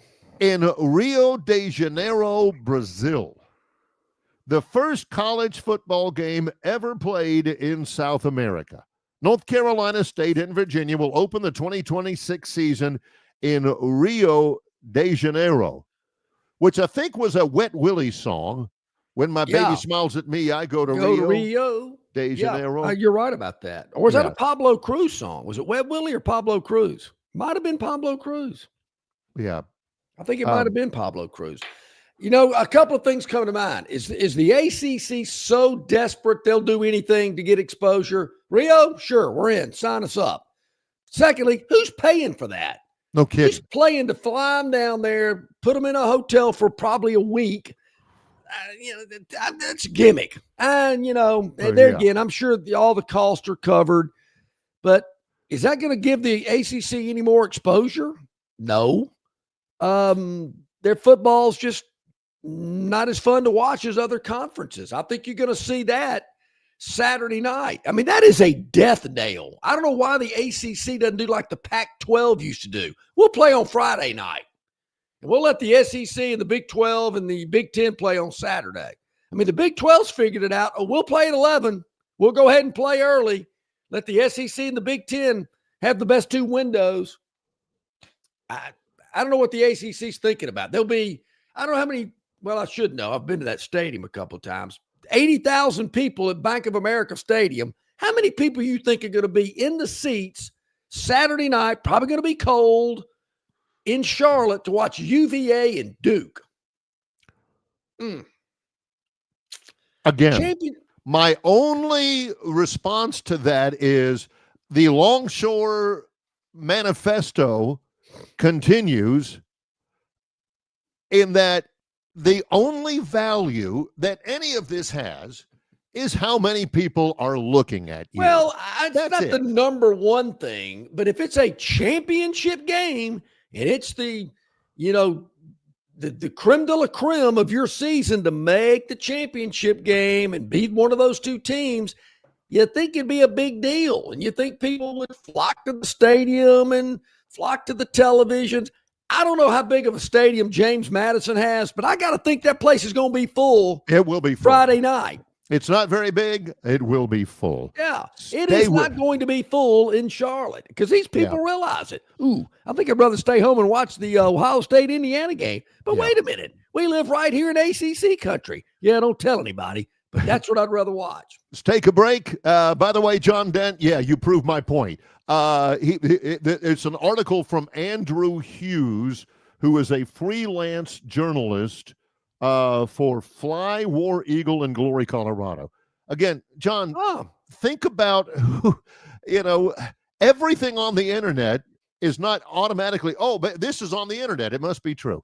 Thank you for that. I will say about the internet, Philip has finally chimed in on the Golish hire. We got a fluffy piece about Golish's history and his family. He lost me after 2 sentences. But Coffee with Philip, a little more teeth to it, a little more meat on the bone. More to come in just a moment. It's Longshore and McKnight in association with Yellowhammer News, presented by Bud Light. Prattville Carpet is the most trusted name in flooring in the River region. Ray Bowles and his staff have an extensive line of Mohawk, stain-resistant carpeting in all the latest styles and colors. Prattville Carpet also has hardwood, vinyl, and ceramic tile for all of your flooring needs. Professionally installed at the absolute lowest prices. Take advantage of cash and carry vinyl plank at just $239 a foot. Call them today to set up your free measurement for your home, office, lake house, hunting camp, or wherever you need flooring. 285-8117. That's 285-8117, or drop by 2201 Cobbs Ford Road in Prattville for Prattville Carpet. Summer's here, and so too are its many challenges. Heat that won't quit, beers that won't fit, hammocks that won't hammock, screen doors that appear out of nowhere, flips that flop a little too much. That's why it's important to keep it simple. Keep it cool, keep them coming, and keep it easy. Easy to drink, easy to enjoy. Bud Light. Local banking expertise, the newest innovations and technology, personal attention, genuine hospitality. It's all just part of the Riverbank and Trust difference. They invite you to experience it for yourself. Welcome to banking above and beyond at Riverbank and Trust. Locations throughout the River region, locations throughout the state of Alabama. Riverbank and Trust. About 19 minutes or so until the top of the hour. As Barry mentioned, big news day yesterday. Really dominating the sports landscape with all of the hirings around the country. Obviously, Auburn, Florida, and LSU dominated the conversation. There are others out there. You mentioned Kentucky, UCLA. I don't know what Penn State's got going on. We asked Luganville about that yesterday. He thought maybe an NFL guy possibly could be in the mix. They were just about the first one, the first notable one to fire their coach. Yeah. They were, oh my gosh, can you believe they pulled the trigger that early on James Franklin? They must have a plan. They don't have a plan. They don't have a plan. And there again, why are some schools, Barry, so like LSU, for instance? Man, we got to get Kiffin here. We got to get him on the ground. We got to get him going. Florida, we'll let Summerall keep coaching. And he's still, he's our guy, but we're going to let him coach Tulane as far as they can go. I wonder the difference in philosophy from those two schools. I do. I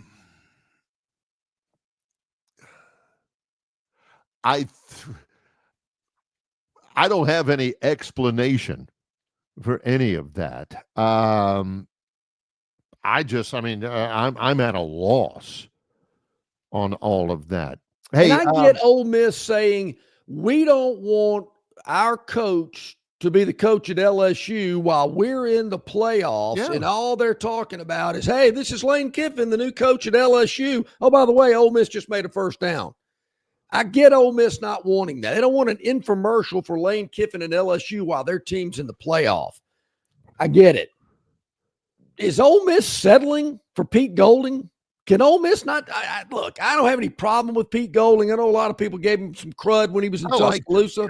But can Ole Miss not do better than Pete Golding? And I mean, it was instantaneous. I mean, there was no coaching search. There was no, firm, no search firm or anything like that. It was just like, boom, he's it.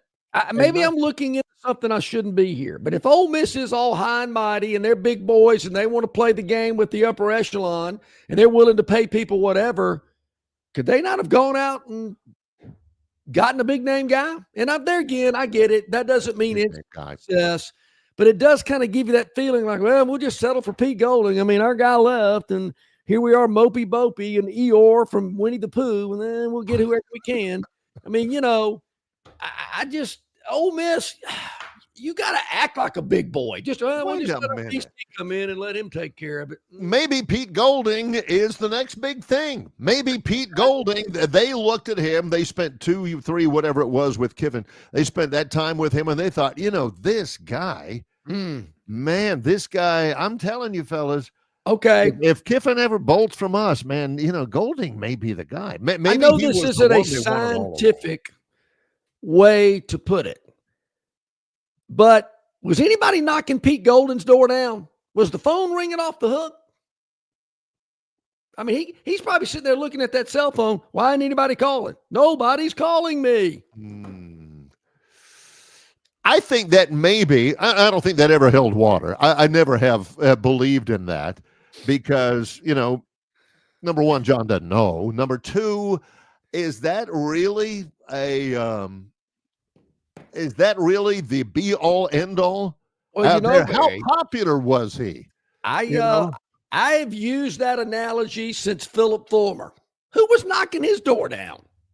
Who was ringing his phone off the hook? They give him this big old extension and everything. For what?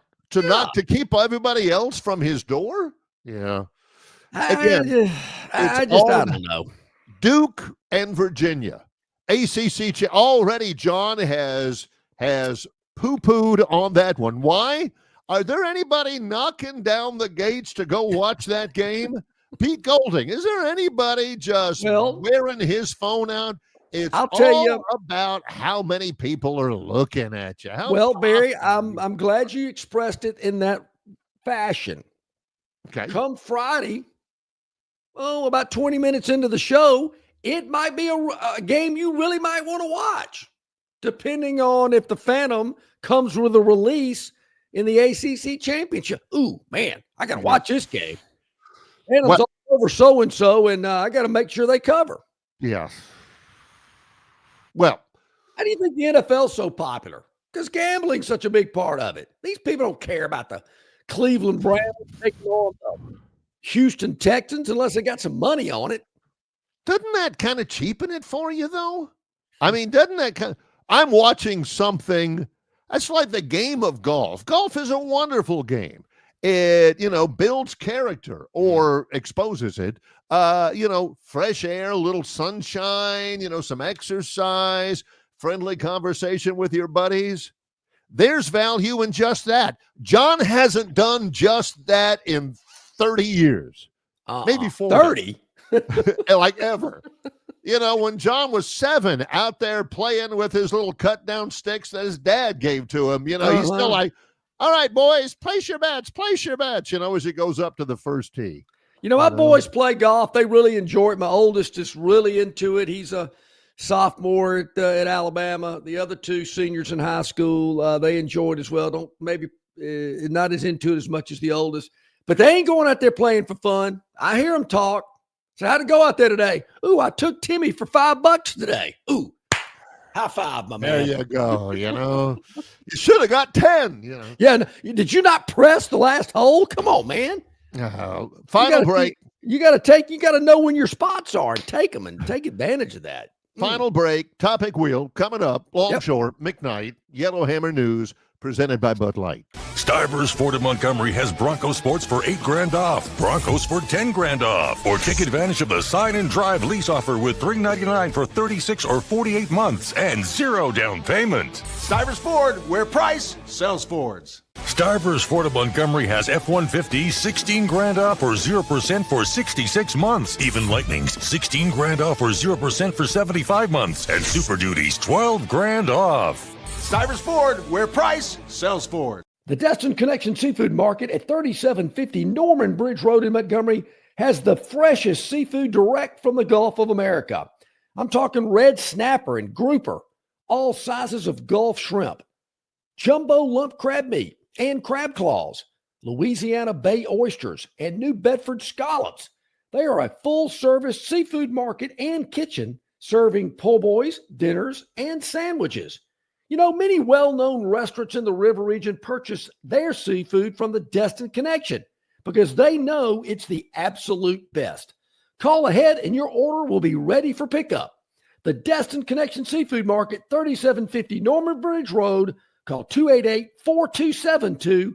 That's 288-4272.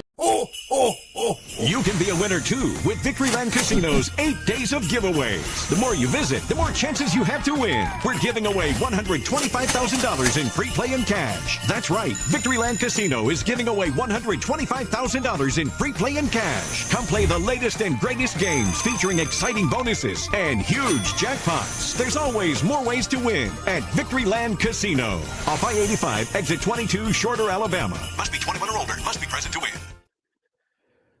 Okay, welcome back in. About 10 minutes to the top of the hour. Really appreciate everybody getting involved on the River Region Straw chat line. A lot of great comments there as well. We appreciate that. And a lot of interaction between our viewers and listeners on the chat line, which is interesting as well. It's our own little village, I like to call it. Yeah. So there you go. Our Gurn Jr. Victoryland 777 topic wheel is presented by Victoryland 777 Casino, exit 22 off I-85 in Shorter, Alabama, where you can be a winner too. You saw the commercial just now. Big things going on out there. That's right. You could win some cash during the 8 days of giving at Victoryland, exit 22 off I-85, Shorter, Alabama. A lot on the wheel today. 6 topics, multicolored. Let's go ahead and give it a big spin and see what comes up. We haven't seen these. We don't know what the topics are. You're seeing them first like we are. Okay. Season high. Is this Just NBA maybe? Thinking maybe I think NBA? it's maybe Ovechkin again. Hey, Anthony Davis. He still plays. No. Yeah, he's missed more time with the Mavericks than he's been, I think. He's like the new Zion Williamson. 32. Dallas beats the Nuggets. 131 to 121. 32 for Anthony Davis. I know you like this guy. For Dallas, Ryan Nembhard. Great name. Yeah, what a name. Yeah, Cooper Flagg, 24 for Dallas, a number 1 overall pick. He hadn't exactly lit the NBA on fire yet, but that's a pretty good start. You know, somebody asked on the chat line, how do you wager on the NBA during load management? It's easy. You got to know who's getting loaded and who's getting managed. It's pretty simple. Yeah, believe me. Believe me, that is a difficulty in ticket sales as well. All right. That's why we got $8 tickets tonight with the Bullets. Is it not the Bullets? The Wizards and the Pelicans? Wizards and the 76ers. You don't know, hey, buy your ticket. We don't know who's going to be playing, but take your chances. Hey, life's a chance. All right.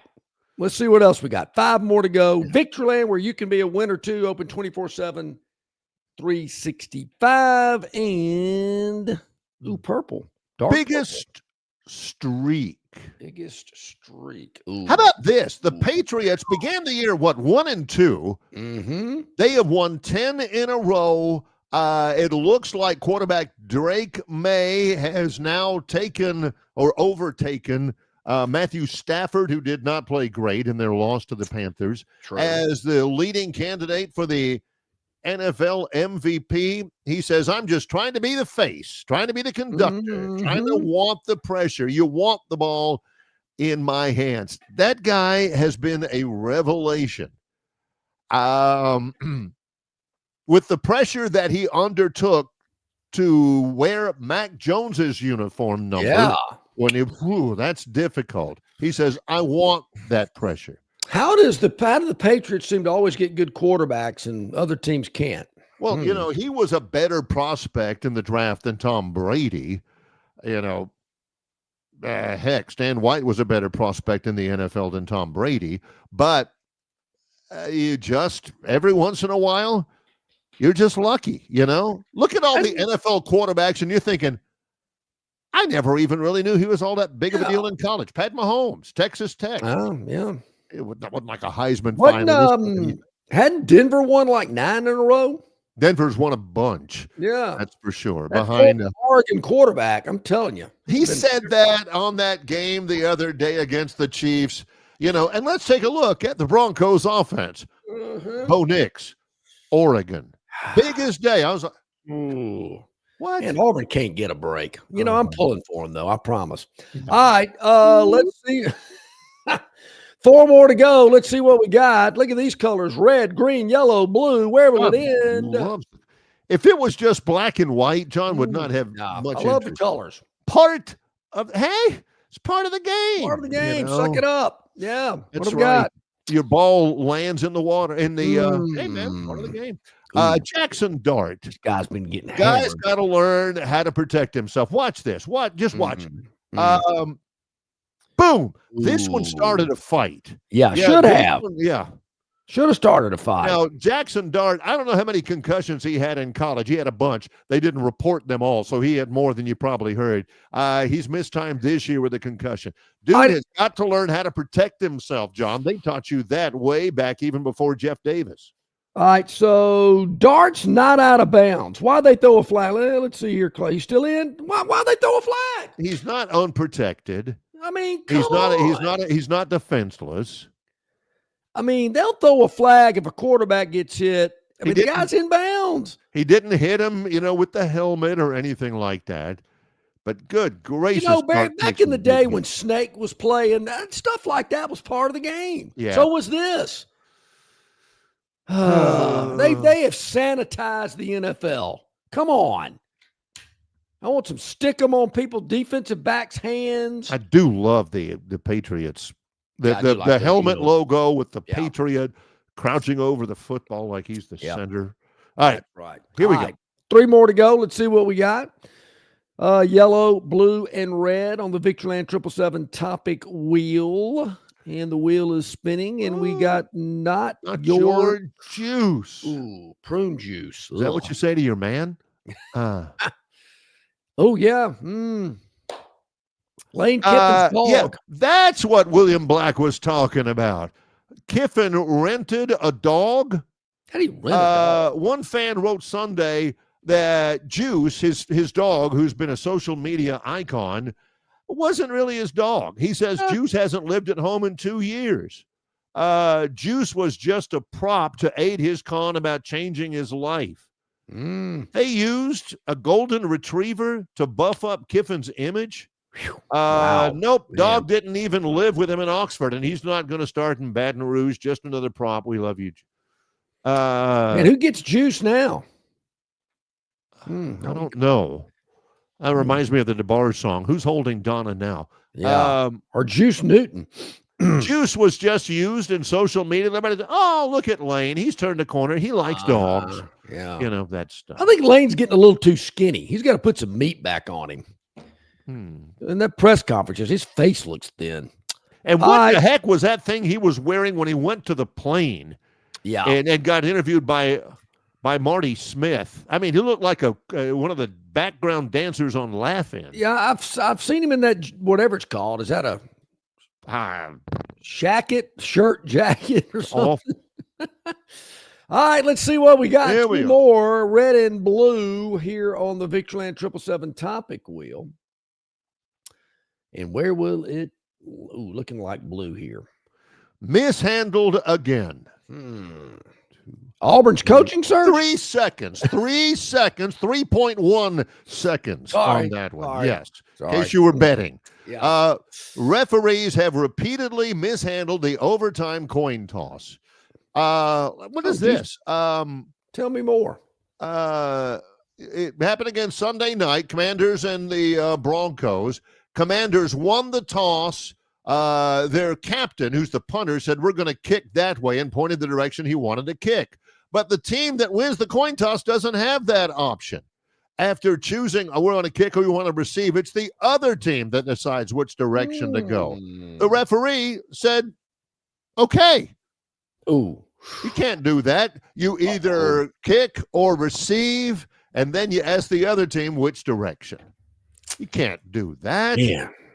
That guy's probably not going to ref for a game or two. Going to have a little suspension. It happens a lot. Got to know better. Yeah, no question. All right, one more to go. Got to spin it to make it official. It is the last panel on the Tuesday edition of the Victoryland 777 topic wheel. What could this be all about? Poke the bear. Which is what John used to do to our program director all the time back in the day. I was the program director. What are you talking about? Yeah, you appointed yourself. This is Dylan Brooks. Oh, yeah. Scoring and trash talk. Oh, watch this. Boom. There you go. Little something for LeBron, by the way. Oh, nice. Yeah. Yeah. New boss in town. Yeah. I would think that would probably get LeBron a little jazzed up to maybe start jacking him up. Yeah. Brooks, he said, I poke bears, and he called LeBron James old after the Grizzlies won in Game 2 of the playoffs a couple of years ago. Uh-huh. Poking the bear. You don't want to do it. Even LeBron, he's 41. He ain't the player he used to be. It's not like he's going to take over the game anymore or anything like that. Yes. All right, great show today. I hope you enjoyed it as much as we did. Brian Matthews, AuburnSports.com. Travis Ryer on YouTube. Barry, tomorrow, our man C.J. Duncan, he's excited. A big win in Knoxville for the Commodores last Saturday. Josh Harris, the money line magician, I guess he's excited too. Big win against Auburn, heading to Atlanta for the SEC championship game. Many, many thanks to our guest today, Brian Matthews, AuburnSports.com, Travis Ryer on YouTube as well. For John Longshore, I'm Barry McKnight. It's Longshore and McKnight in association with Yellowhammer News, presented by Bud Light.